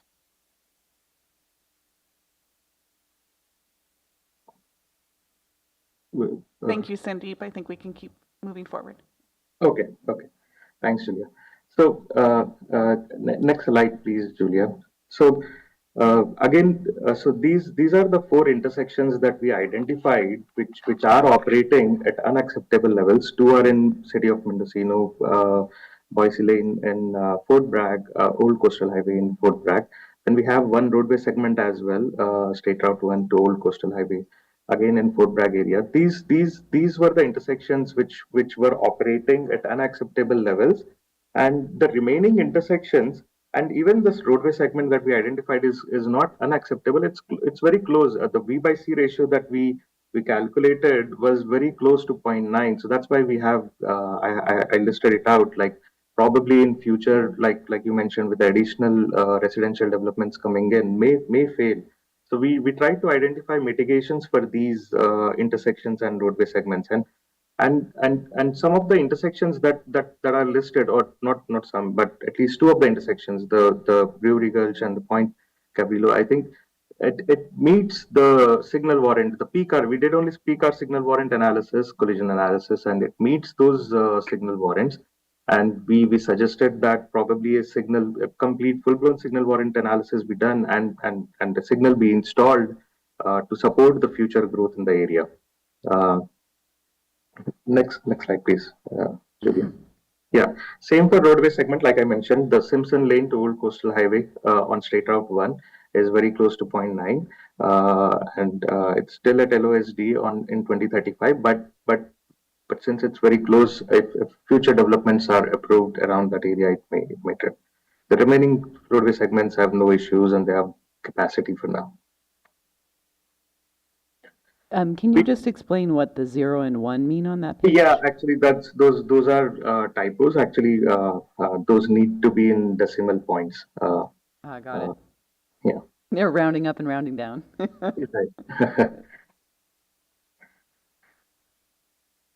Thank you. Yeah, so 10-year pattern suggested that there are approximately 1260 collisions that had happened. and 14 fatalities of those collisions, and 400 were injury recorded. Most of the collisions that were the highest type was rear end and fixed object, which probably indicates that speed was an issue for majority of the crashes. And looking at the design of the roadway and to maintain the scenic route, we noted and suggested that a traffic calming device or a speeds be looked into again to see if the segments can have a lower speed on State Route 1. Yeah, so we for not just for 4 intersections and 1 roadway segment. I think our entire purpose was to assist Mendocino County on how to better manage if future intersections fail or roadway segments fail. Our entire goal and objective was to highlight travel time delays, intersection performance, congestion hotspots. Even though we do say that there is capacity, we wanted to say that what is the approach that county can take if some of the intersections or roadway segments fail. And intersections which meet signal warrants, we recommended that signal be looked into. Intersections that don't meet signal warrant but fail with the seasonal high traffic and also collision prone areas or intersections, we suggested that a roundabouts be looked into. And other low-cost improvements be looked into instead of widening the State Route 1 or making any infrastructure changes to maintain the scenic rural corridor character. So those are some recommendations that we had highlighted, not just for the intersections that are failing, but overall as well. Can I ask a quick question about this slide? Sure. So obviously Route 1 is all Caltrans, and Yeah. so they'd have to make decisions about signalization. Right. My understanding is they're much more concerned about safety right now than level of Right. service. Right. So I don't think signalization is probably going to happen, except for, they looked at Simpson Lane because there were so many traffic accidents there. Right. And installed the roundabout instead. So Right. Right. I guess my question is, how do you, or are you thinking about how to phrase this so that Caltrans can focus on geometry and low-cost context things, because that's a little bit more likely for them to Right. do? Working on Caltrans projects, actually, what even we understand is that before making a judgment or before installing a signal, they want to see if other improvements have been considered or highlighted. Like, was a multi-stop considered? Was a roundabout considered? Other improvements considered that can lower the crashes, improve throughputs while maintaining lower crashes, lower speeds, and all that. So I completely agree with you that other alternatives be considered. The reason we said traffic signal implementation was based on the projected growth as well as the signal warrant, the peak hour signal warrant that we looked into. But I agree with you that probably other alternatives, if discussed with Caltrans, can be looked into and evaluated before implementing a traffic signal. And if I may just add, I think how we'll see this materialize into the LCP update is probably in the transportation traffic section or in the community, our 13 planning areas that we have along the coast that have, broken up by different segments throughout the coast, that there could be specific recommendations within there that has phrasing such as like encourage Caltrans to, Right. make improvements within this particular area. So there's also a nice basis for the county wanting to support that type of development coming into the area. Right. Okay, Thank you. I'll go down Yeah. the next slide here. Yeah, I think we just want to make quick notes and not a conclusion, but so our travel demand model that I think Vamsi has developed is very well calibrated and very well can be used for any future developments in identifying what the VMT impacts would be. of those developments on State Route 1, very specific to our corridor. It can help model future scenarios as well as identify issues on the roadway segments. And the model is actually how do I put it?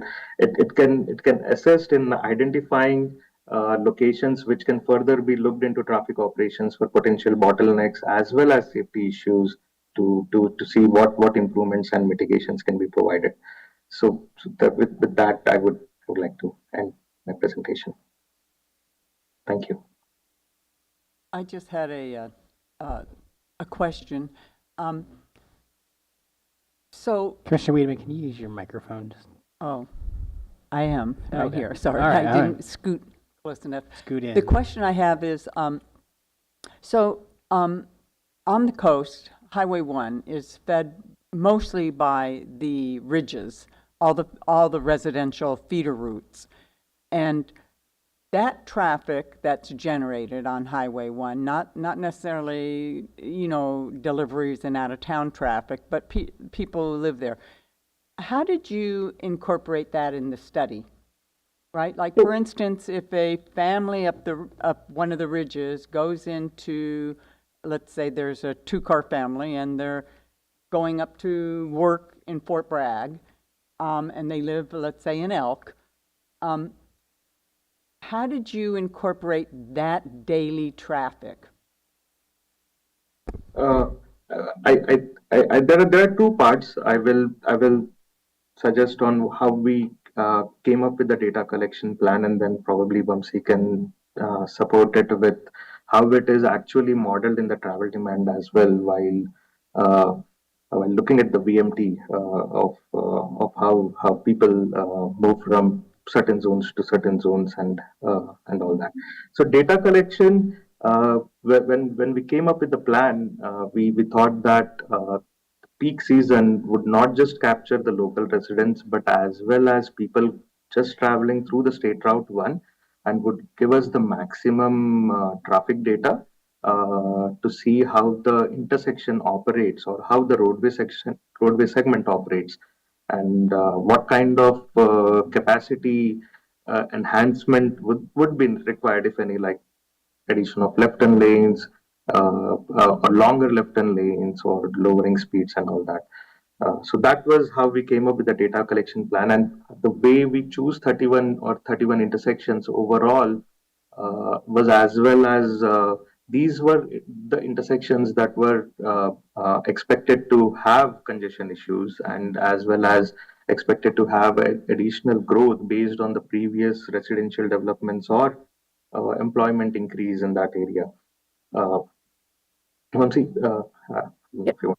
Yeah. Sure. So I think it's a good question.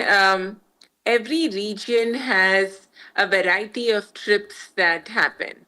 So you have your internal trips that are made by the residents of your county that start and end within the county. Then you have the through trips that just pass through the county. And you also have people from outside coming into your county and people from inside your county going outside. So the travel demand model itself focuses on all of the trips that are made by the residents of the county. The rest of it, which is your external or your through trips, we bring those numbers from a combination of sources, the primary one being the statewide, the California statewide travel demand model. So we extract those trips that go through this part of Highway 1 from that model and add that to the internal travel demand model. Similarly, we also have information about people from outside coming in. And then, of course, we have traffic counts at each of these gateways. So we are able to calibrate the model to include all of these different types of trips. Yeah. So you're saying you took, let's say, Caltrans study and incorporated that in when I'm talking about residential flows and the daily impact, right, of and projected growth. I think I heard her say she looked at Caltrans studies and took that data and incorporated it into updating the data. Is that correct? And if so, what year of Caltrans? Wait, let me rephrase that. I took the through trips or the external trips from the California statewide travel demand model. But the residential trips that you're talking about, those are derived from the coastal travel demand model itself. And okay, any trip that's made by the residents of your county, that comes directly from the travel demand model. Only your external trips come from the statewide travel demand model.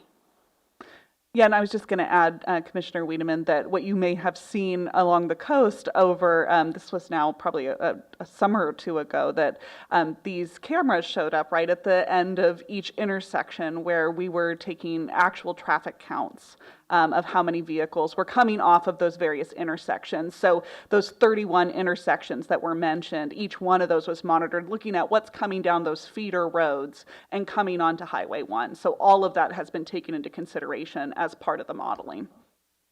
Yeah.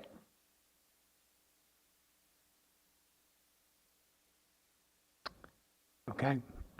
Any other questions from commissioners for the consultants or staff? No, not right now. Okay. We will entertain public comment on this. When you're called to speak, please state your name for the record. Public comment is limited to 3 minutes per person.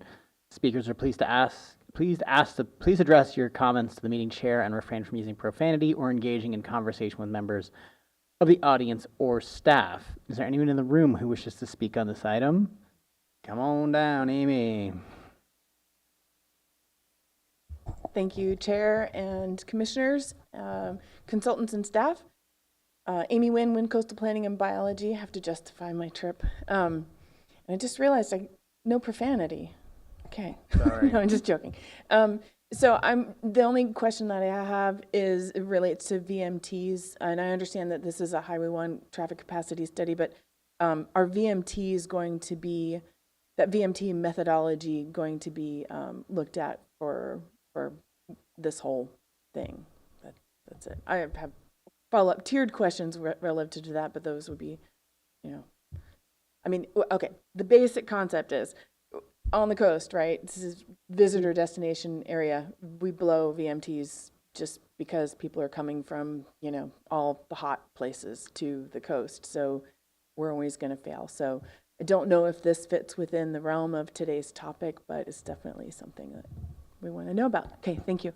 Well, and if I can just note, we did ask that the consultant take a look at VMTs as part of this study as well. And then I think what you're getting after too is there's also the work that was done by Fair and Pierce for MCOG as part of that. And I don't know if Sandeep wants to add anything in particular on the VMT front. So. No, like you mentioned, Julia, I think we looked into VMT while calibrating our model and while validating as well. So we looked into the VMT, we looked into the growth patterns and made sure that they are very consistent with the county-wide growth patterns and what all has been identified through different documents. Thank you. Thank you. Any other members in the audience wishing to present comment? All right. Do we have anyone online? No hands raised in Zoom. Okay. Any final comments from commissioners? Anything final from staff or the consultant? Nothing from me. Okay. Thank you very much. Thank you, Sandeep. Thank you. Thank you, everyone. Have a good day. All right. All right. Everybody ready to move into the next item? Do we need to stretch your legs or anything? All right. We'll then move on to item number 6B. This is case GP_2024-0002/R_2024-0002. This is a general plan amendment and rezone to change the land use classification and zoning district of 3 parcels from rangeland RL 160 to agricultural Ag 40 with the inclusion of a contract rezone combining district Ag 40 CR. I'll open the public hearing. Have there been any correspondence or telephone calls received? No correspondence received. Thank you very much. All right, may we have a presentation from staff, please?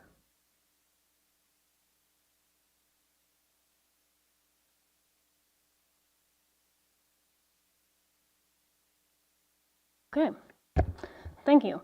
Good morning, everyone. Project planner Shelby Miller here. The project requests a general plan amendment and rezone to change the zoning and land use classification of 3 legal parcels totaling 108 acres from rangeland to agricultural, with the inclusion of a contract rezone combining district.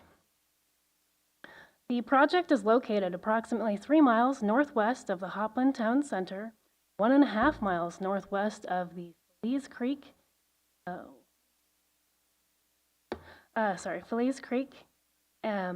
Road and County Road 110, located at 3557, 3565, and 3563 Feliz Creek Road in Hopland. Assessor parcel numbers include 047-08033, 047-08034, 047-08031, and 047-05046. The applicant has stated that this change is necessary to enhance the viability of agricultural operations on the property, ensure the long-term sustainability of the vineyard and grazing uses, and align the zoning with the surrounding land uses and the objectives of the Mendocino County General Plan. The applicant has also obtained a lake and streambed alteration agreement with the California Department of Fish and Wildlife to divert water from Feliz Creek for cannabis cultivation. However, the applicant indicated they may not pursue this due to the current cannabis market. Parcel 1 contains a single-family residence. Parcel 2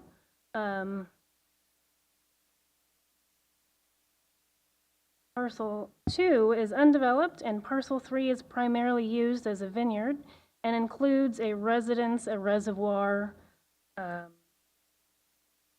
and various agricultural buildings. From east to west, elevations range from 0 degrees to 86 degrees.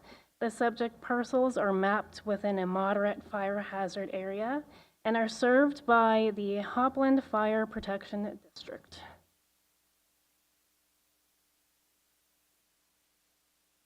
And also, the subject parcels are in and part of a Williamson Act contract. I just wanted to know.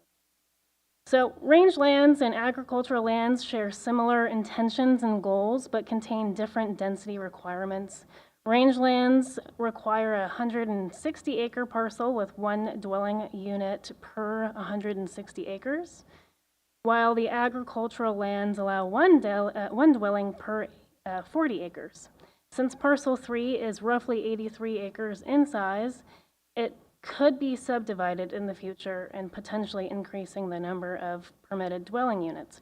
However, the applicant intends to continue agricultural production and low-density residential uses, and has stated that the change is necessary to enhance the viability of the agriculture operations on the property. Policies within the general plan's resource management element support protecting and diversifying agricultural-based businesses within the county. When rezoning the parcels to the agricultural zoning district, the subject parcels would relinquish several permitted use types, including commercial use types, cemetery uses, animal waste processing, and portable sawmills. The primary distinction between the permitted uses in the agricultural zoning district and rangeland zoning district is that agricultural zoned parcels permit commercial cannabis cultivation and processing subject to an administrative permit or zoning clearance, and forest production and processing of commercial woodlots subject to an administrative permit. Commercial cannabis is no longer a permitted use in the rangelands zoning district. The subject parcels are part of a 3,646 acre Williamson Act contract, and approximately 300 acres of that land is under the Felice Creek Vineyards LLC ownership. The qualifying agricultural uses related to the contract include livestock grazing and sales, grape cultivation, and meat production. In addition to the qualifying uses, commercial cannabis cultivation would be a compatible use under the Williamson Act contract if the owners decided to pursue that in the future. All compatible uses may collectively occupy no more than 15% of contracted land or 5 acres, whichever is less. So the project was referred to applicable agencies. California Department of Fish and Wildlife raised concerns about potential encroachment on sensitive natural communities, riparian habitats, and wildlife corridors. As a result of this project, they recommended that prior to any future development, applicants should conduct the necessary natural resource studies to identify the least environmentally damaging areas. Additionally, they recommended that bird surveys be completed within 14 days of any vegetation removal or development within a breeding season, and that new construction or replacement fencing use wildlife-friendly designs. And efforts to protect biological resources, the county consulted with their department and came up with a revision of these conditions to include, 1 would be all future development be sited a minimum of 50 feet from the edge of riparian vegetation. 2, if vegetation removal or development occurs during the breeding season, which is January 15th to September 15th, a pre-construction bird survey is required within 14 days before the vegetation removal or development to ensure that no nesting birds would be disturbed during the development. And 3, any new or replacement fencing shall be of a wildlife-friendly design. The project was also heard by the Archaeological Commission, in which the commission reviewed one archaeological report that was prepared for dam removal within Felice Creek, and a second report was prepared for the property, but only covered a 1 acre portion that on the report stated it would be for potential cannabis cultivation. The Archaeological Commission accepted the surveys and recommended a condition that states any future ground disturbance outside the surveyed areas, as displayed here,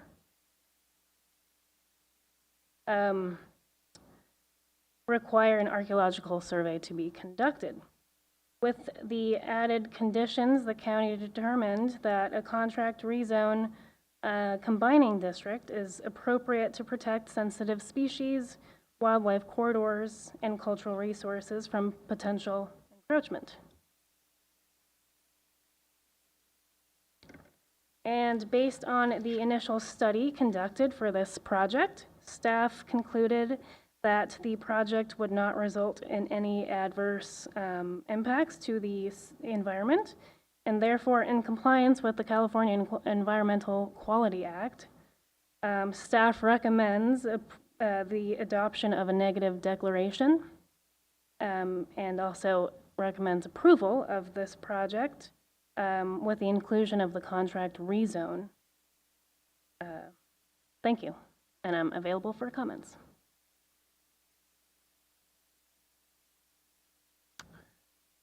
Questions from commissioners for staff? Doesn't sound like it. It's not on. So for the archaeological site that was not directly in front of the pond, I just want to clarify that was studied previously for cannabis cultivation permit? Yes, so, And what's the status of that cannabis cultivation? So they probably were denied because ag land cannabis cultivation is not allowed. Is that Oh, correct? Rangeland, right. right, sorry for that confusion. So basically, the Archaeological Commission heard the project a few times. The first time, or maybe second time, they reviewed the archaeological report that was only for the dam removal, and then recommended additional surveying.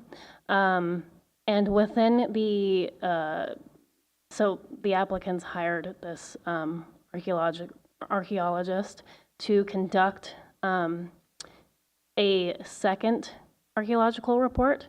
And what had happened is they just, when they surveyed, they only surveyed 1 acre portion of the property.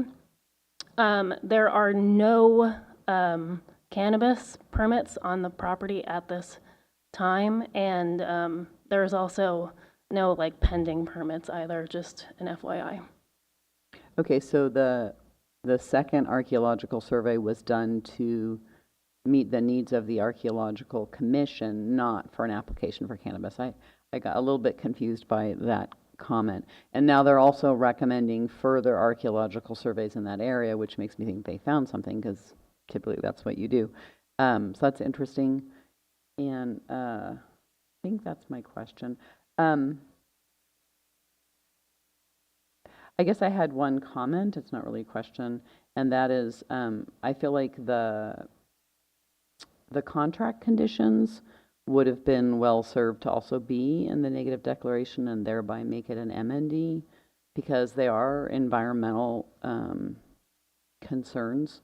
So I'm not saying that I wouldn't approve this negative deck. I just think for future, if you have environmental conditions that you're putting on a project, they should probably be in your CEQA document. Just so that when it's circulated, everybody knows that it's not an ND, it's an MND, and then people get a little more interested in it, but it's not a big deal. So just to reply to that, in the second archaeological report prepared by Eileen Barrow and Associates, they did not find anything. They didn't find any cultural or archaeological resources at all. However, the Archaeological Commission was concerned because they stated that Feliz Creek could potentially be an area of concern, and decided that since they don't exactly know whether or not there are resources around, they wanted to make sure and just recommend that. I understand that. Yeah. Thank you. Uh-huh.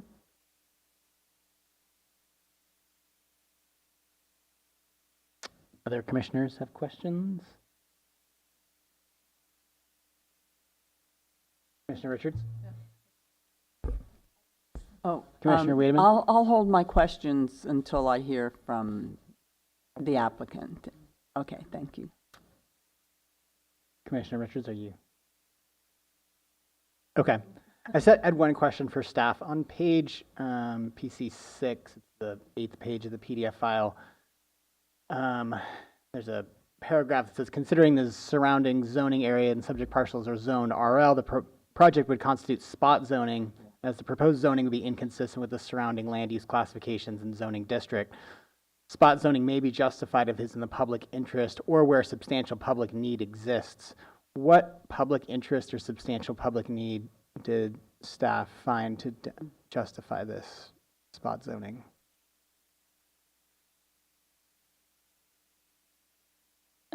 To encourage agricultural uses, encourage diversity of agricultural operations in the county.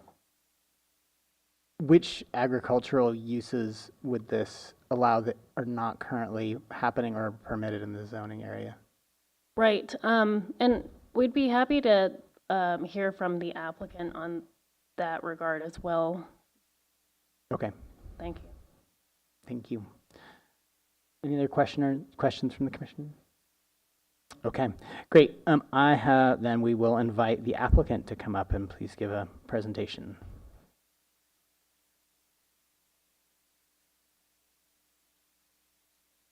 Good morning, Commission.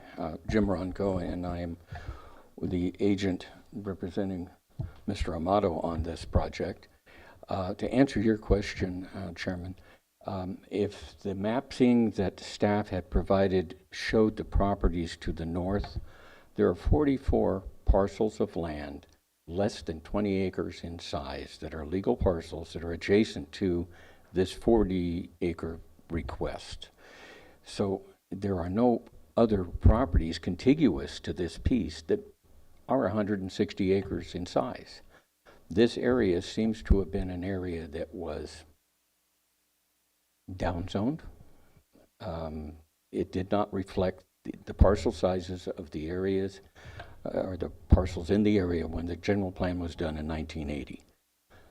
Moving this piece into Ag 40 is consistent with its agricultural use and doesn't change, you know, any of the uses that these other 10-acre parcels are currently subject to. Their residential uses are allowed under rangeland. It doesn't produce any adverse effect to them, but it recognizes the fact that these parcels were not zoned in a rational fashion for the uses that are existing along Palos Creek. We enjoy and appreciate the work done by Shelby. The Archaeological Commission was concerned about the potential for cultural effects along Palos Creek. There's not been anything established, and unfortunately, when you're in the floodplain of a creek, archaeological artifacts sometimes get washed away, and what appears in its place is something that came from somewhere else. So I think what we're trying to do is make sure that if and when ground disturbance for residential uses occurs, that we make sure that we've surveyed the area and found whatever cultural artifacts we can. We started this application 2.5 years ago in an attempt to satisfy the lending requirements of agricultural lenders who will not make an agricultural loan for vineyards on lands that are zoned rangeland. It makes sense that, you know, if you're going to have a vineyard, you want it to be zoned for the use that is the highest and best. So that's why we started what we're doing. As far as you know, the contract rezone, we don't have a problem with it. It's functional. You know, I was kind of surprised that Fish and Wildlife was worried about fencing. We have the area fenced now for our purposes for vineyard use, and clearly have no desire to harm wildlife by putting in a fence that's going to cause them potential harm or damage. So, you know, the contract rezone, we have no intent to do anything along the creek and interfere with the riparian corridor. And that's the purpose what we're here for. Thank you. Questions for the applicant? Sure. Aren't the surrounding parcels, even though some of them might be smaller acreage, zoned rangeland? Yes, you have 44 parcels to 10 acres in size, and zoned so rangeland. So this is, that's why we're referring to this as a spot zoning issue, right? That's it. It's not acreage. It's dealing with zoning right now. My question is, aren't you already using this property, or the owners, and you can come up and answer this, using it to farm? And a lot of rangelands, I just want to get, like, for clarification, a lot of rangeland zoned properties are vineyards, and ag land, are growing agriculturally. So I don't think rangeland necessarily needs to be a conflict to what you produce on it. It offers different things in capability in the use, just like ag does. So I just wanted to share that. Well, I'll share with you that the lenders are the ones that are driving this request. They do not recognize rangeland as a zoning classification that allows them to make agricultural loans for vineyards. So, that's just what the industry standards are. So, that drives us. We've been trying to farm this, and to be honest with you, right now it's not the world's greatest time to be in the grape business. And our attempt to hang on is related to getting some financing. Yeah, can I help? I did a lot of that research. I had Jeremy Ronco with Jim Ronco Consulting. I did a lot of that research for that, and regardless of Mendocino County specifically not really having a significant difference between the rangeland and ag zonings, ag lenders and the lending opportunities increased tremendously if this were to be rezoned as ag.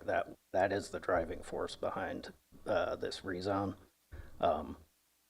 We penciled it out, and it was worth going through this to increase the lending opportunities that he would have to, he's, like many vineyard owners, not making money on grapes anymore. And so he's trying to continue ag, but he needs some funding to sort of pivot to an alternative crop or a mix of alternative crops or something to actually sustain his ag operations. The only profitable part of this right now is the cattle, from what I understand. So. Thank you. I guess I maybe have a question for staff. I'm going to stick my neck out there and say, was there a discussion about the funding issues with regard to the zoning in your staff report? I don't recall seeing that. I may have completely missed it. But. You are correct. I did not mention that. Okay, because I think the only explanation we had about going from rangeland to ag was an intention to get into the cannabis business, but that intention is no longer there. That's all we understood from the rezone request. That was never part of our application. Our application specifically stated that the purpose of this was to get to the agricultural lending community. And so the cannabis portion of it came sometime after the application was made for research only. No application has been made. And, at this point, we still need to have this zoning so we can get some financing. The question about spot zoning, I would suggest that maybe what the spot zoning was the rangeland designation for parcels that were less than the minimum lot size. When you zone 44 parcels that are 10 acres rangeland, that doesn't seem to be consistent with what's presently on the ground. Yeah.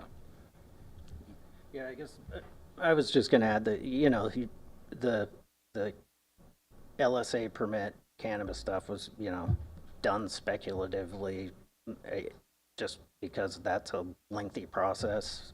He jumped on that. I may or may not do it.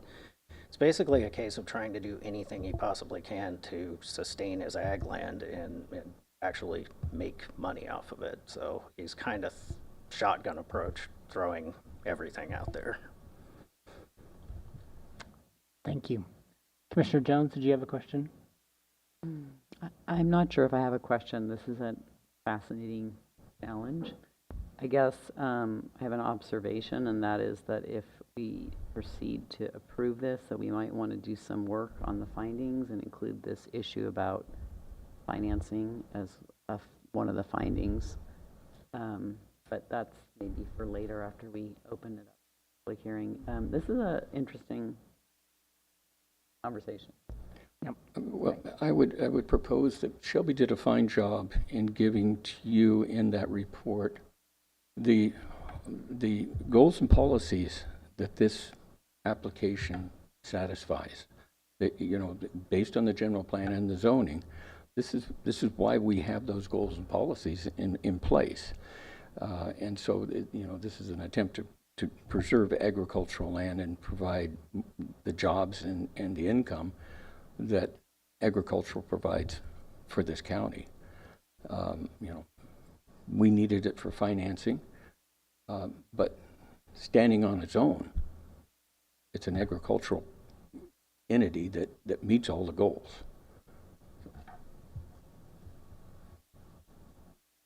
Okay. Commissioner Richards, any other? Oh, okay. All right. Would the owner like to speak on his behalf? I have to raise this up a little. Hello, Stephen Amato. Thank you for hearing me today, Commission, and thank you, Ms. Miller, for what she prepared. She did a lot of hard work on this, I know. And yes, as Mr. and Mr. Rocco both have said, this is really, I don't want to say desperation, but you know, it's tough times call for tough measures. And I started realizing this problem about 3 or 4 years ago with the way the vineyard industry was going and how our contracts were expiring and the difficulty in selling grapes. Or unfortunately, our entire vineyard is Cabernet Sauvignon, and it is next to impossible to sell anywhere in the state, including areas in Napa Valley. That's why I started exploring different funding options to try to help me either change varietals, do different types of things, and started realizing that if I had an agricultural zoning, it really opened things up. And maybe even to some grant programs that are out there. I understand that, you know, Mendocino County is very kind in the way that it allows you to do most things in rangeland, but outside of our, you know, borders and world, that's not how things are looked at. And this would enhance, you know, equity values for the property. And I think overall, it just will keep this in agricultural and an agricultural use for years to come, even that surpassed me being in this area and creating it to way it should be. It's on the valley floor. It's been used for agricultural purposes for many, many years.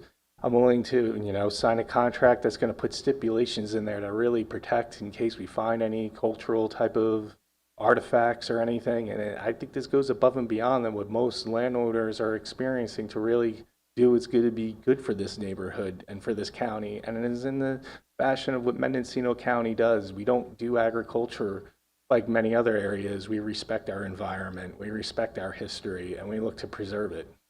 And I would really appreciate having the commission's recommendation for this for when I go in front of the Board of Supervisors. Thank you for hearing us. Thank you. All right. Any final, let's see. Let's go to public comment. When you're called to speak, please state your name for the record. Public comment is limited to 3 minutes per person. Speakers are asked to please address their comments to the meeting chair or refrain from using profanity or engaging in conversation with members of the audience or staff. Any members of the public wishing to speak on this that are in the room? Do we have anyone on Zoom? There's no one on Zoom. All right, we did that part. All right. Do you have any final remarks from staff? Deputy County Counsel? Deputy County Counsel Matthew Kudrowski. I wanted to discuss spot zoning a bit. I think planning staff was thinking about spot zoning in the context of what's nice to have in a general plan. And here I think we have a valley that at some point may have been just all classified entirely as rangeland. I can't say why. I mean, this looks like a flat parcel of land that could be good for vineyards. In terms of from a legal perspective, spot zoning, that's when a small parcel is restricted and given less rights than surrounding property. So usually it's looking at an impact where someone is being negatively affected and they sue the governmental body saying, hey, wait a second, I'm getting less rights than those around me.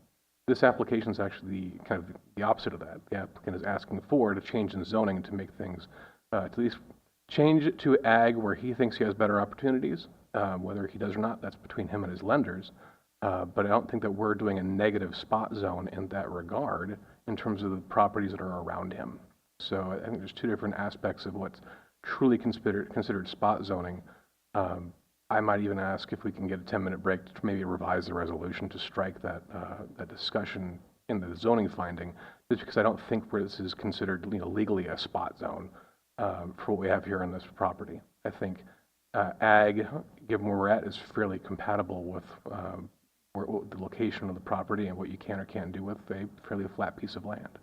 I might also recommend, I don't know that the idea of this person or the applicant needing financing is necessarily relevant to a zoning finding. I think it's either consistent with the general plan and our zoning ordinances or not.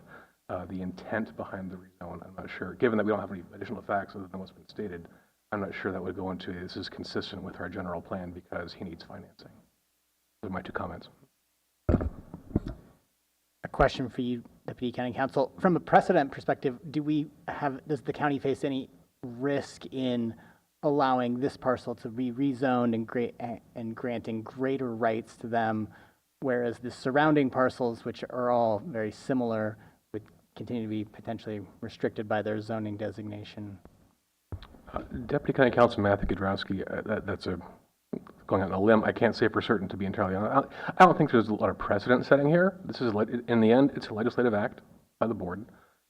Is it supported by being consistent with the general plan and its requirements and its policies? And is it consistent with the zoning code in terms of, is it suitable for ag zone designation? Okay, thank you.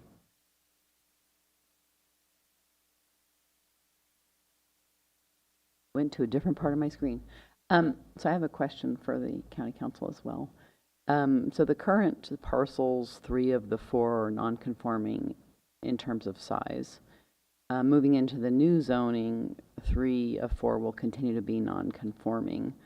Should we worry about or make any effort, because there's an opportunity to make more of the parcels conforming if they reconfigured the parcels?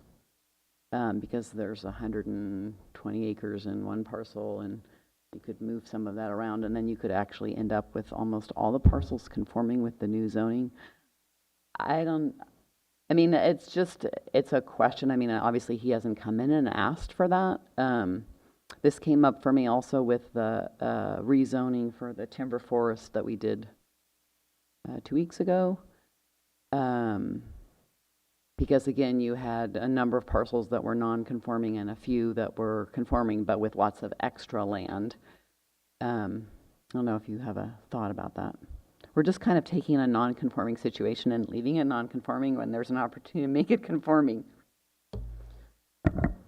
I just made a note to check with staff. I don't know if we have multiple APNs. I'm not sure how many legal parcels we have here, but I do think it is increasing potential, developability in terms of lot line adjustments in that regard. That should be part of this analysis in terms of, is there additional growth that is it could be allowed for. That being said, that isn't being applied for right now. I don't know that we typically make non-conforming parcels conform at time of rezone. I think it becomes a problem for that landowner going forward in terms of making them conforming for a future application at that point in time.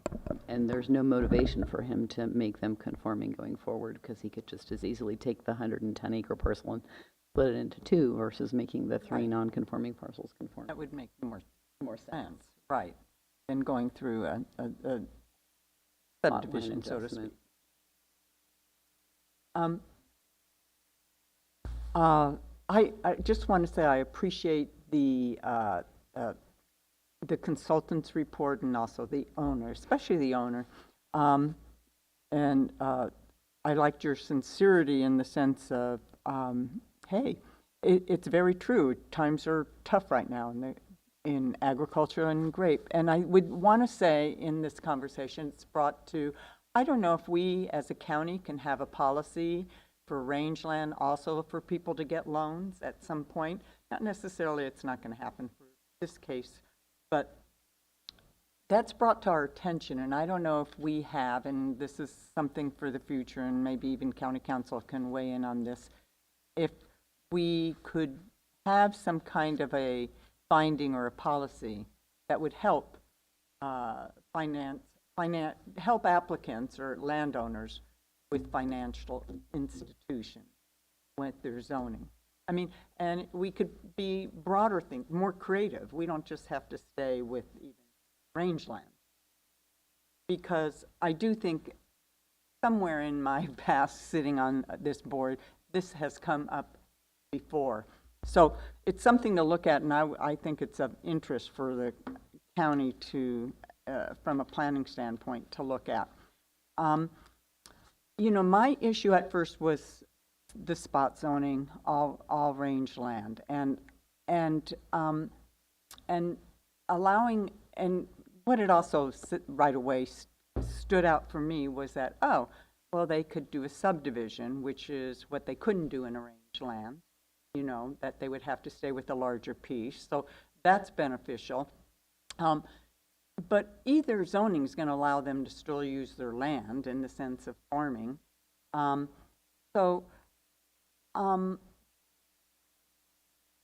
This has its issue. I want to honor the fact that there are a lot of smaller parcels that are in rangeland, as you pointed out, and that is something at some point will be looked at, I'm sure, maybe not in my day, but someday. So I don't know what we could do if, as Commissioner Jones said, to try to hone the findings that would be beneficial to this going forward. But at this point, I'm okay going forward with allowing this zoning change being sent to the board. Thank you. Commissioner Richardson? Do you have anything else you want to add at this point? Okay. I did hear a recommendation from Deputy County Counsel that we potentially make some revisions to the findings so that we don't have an issue of it saying it's spot zoning when it doesn't seem like the legal analysis justifies that finding. Is that a recommendation? That would be appreciated. Okay. Is that something we could do in a matter of a short amount of time so we could still consider this and vote on this today? Great. Do you want 10 minutes to make that revision? I'll be curious to see how you do it. 5 minutes? All right. Let's take a great. Well, let's take a 5-minute break. I'm going to stretch my legs and we'll come back and take this up again. Okay. Thank you.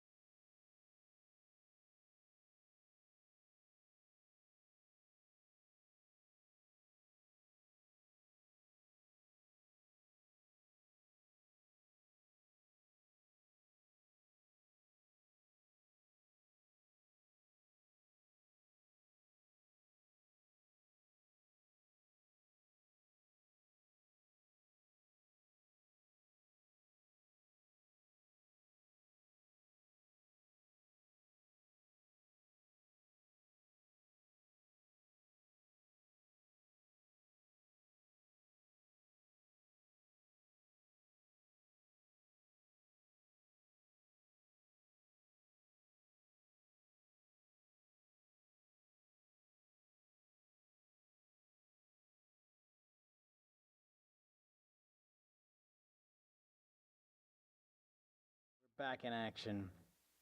All right. Can we see a copy of the amended version?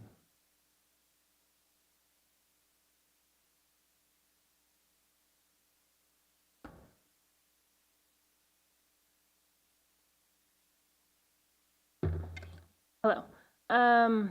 Project planner Shelby Miller here. So in Shelby, the- can you Oh, make sorry. that larger, please? Of course. Thank you. Absolutely. All right. A little bit more. Yeah, even a little more. Yeah. Yeah, I'm blind too. I'm not a baby anymore. My eyes aren't as good as they used to be. Can you see now? Yes, thank you. Great. So we have, staff has striked out the considering the surrounding area and the subject parcels are zoned. Probably don't want me to read it. Up until the primary distinction. Okay. Great.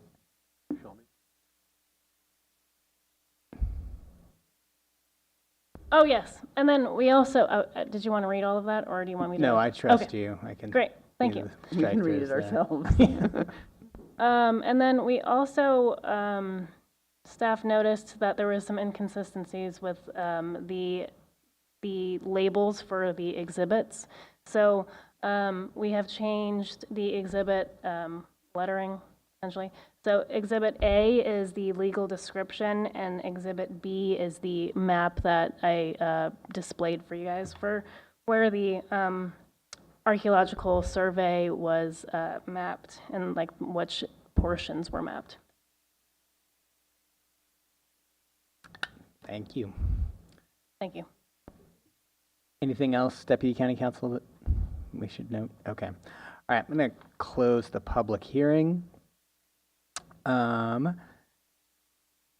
we have any final comments from commissioners? Okay, I guess I'll just say one last thing. It's just interesting to hear that the way that Mendocino County treats these parcels is inconsistent with the way that lenders would treat these parcels. And I know that we don't do rezonings regularly as a part of a general plan, or I mean, we do when we do general plan updates, and that it's a long cycle, but it might be something that we want to consider other parcels that are adjoining this one and other ones that are similar to this one, whether or not it makes sense to contemplate rezoning those at some future point. And then also just to piggyback on what our lovely planning commissioner said is maybe like similar to a burn down notice, which you send to lenders, like you can rebuild this house in this zoning district, even though it's not permissible. You could do a similar type of letter for agricultural use that people could share with their lenders that says the Mendocino County allows all ag use in rangeland properties, and that would save people like this applicant a lot of time and money. I don't know if that's possible, but it might be worth trying. I think the Board of Supervisors could actually try to pass something on that level, you know, some kind of a proclamation. You know, I don't know. There's a, okay. Yeah. Deputy County Counsel, did you want to respond to that? I'm not trying to cut anybody off. I was These getting ready offhand to comments respond. here. Deputy County Counsel Matthew Kudrowski, before we went forward on that, I think we'd have to get actual information from the lending institutions. What are their standards? And I think my guess is this has been rangeland for 30, 40 years since we did the last major update. The last general plan update 20 years ago wasn't, or 10 plus years ago, didn't do earth-shattering things to our general plan designations or zonings. So it's, yeah, I think my guess is it was just that entire area was zoned rangeland. It is a fairly small agricultural valley, whether it was just deemed to be not necessary. We just didn't have vines back there. I don't know. But if we're going to do something like that, whatever the issue is, whether it's our zoning or a general plan or even a proclamation, we want to make sure we're actually addressing the problem. And I just don't know to what extent we're doing that just yet. The notices about rebuilding, that might be helpful. The ag uses are permitted, but lenders sometimes just have their very particular things. They have their boxes to check off, and we'd have to make sure if we're doing it, make sure we're doing everything we can. Great, thank you. All right, thanks for entertaining our random thoughts. And they're not, they're great thoughts. And I will entertain a motion. Well, it's straddling. It would be mine and I think it's more mine. God, I never. Or does somebody else want to make the motion? I don't care. Thanks. I'll move that we adopt the resolution of the Planning Commission, County of Mendocino, State of California, recommending the Mendocino County Board of Supervisors institute a general plan amendment and rezone to change the classification and zoning of the 3 legal parcels from rangeland to agricultural with a contract rezone combining district. So there's 3 legal parcels, not 4. That's interesting. Thank you. To the As member- amended? As amended, sorry. Great. I'm so good at that. I'm with you, Mr. All right. Do we have I'll a second? second. All right. We have a motion and a second. Any further discussion? All right. Roll call vote, please. Commissioner Richards? Yes. Commissioner Wiedemann? Yes. Commissioner Jones? Yes. Chair Pollin? Yes. Motion carries unanimously. All right. Thank you very much. All right. Agenda item number 7, matters from staff. I see none. No matters from staff. All right. Great. Any matters from the commission? Any commissioners have any matters? I'll be out the first 2 weeks of August going to Kenya for safari. Can I come? All right. Thank you. We have no meeting on the 4th, right? Or the 6th? The second, I believe. Or is one, second, yeah. No, okay. no item scheduled. Correct.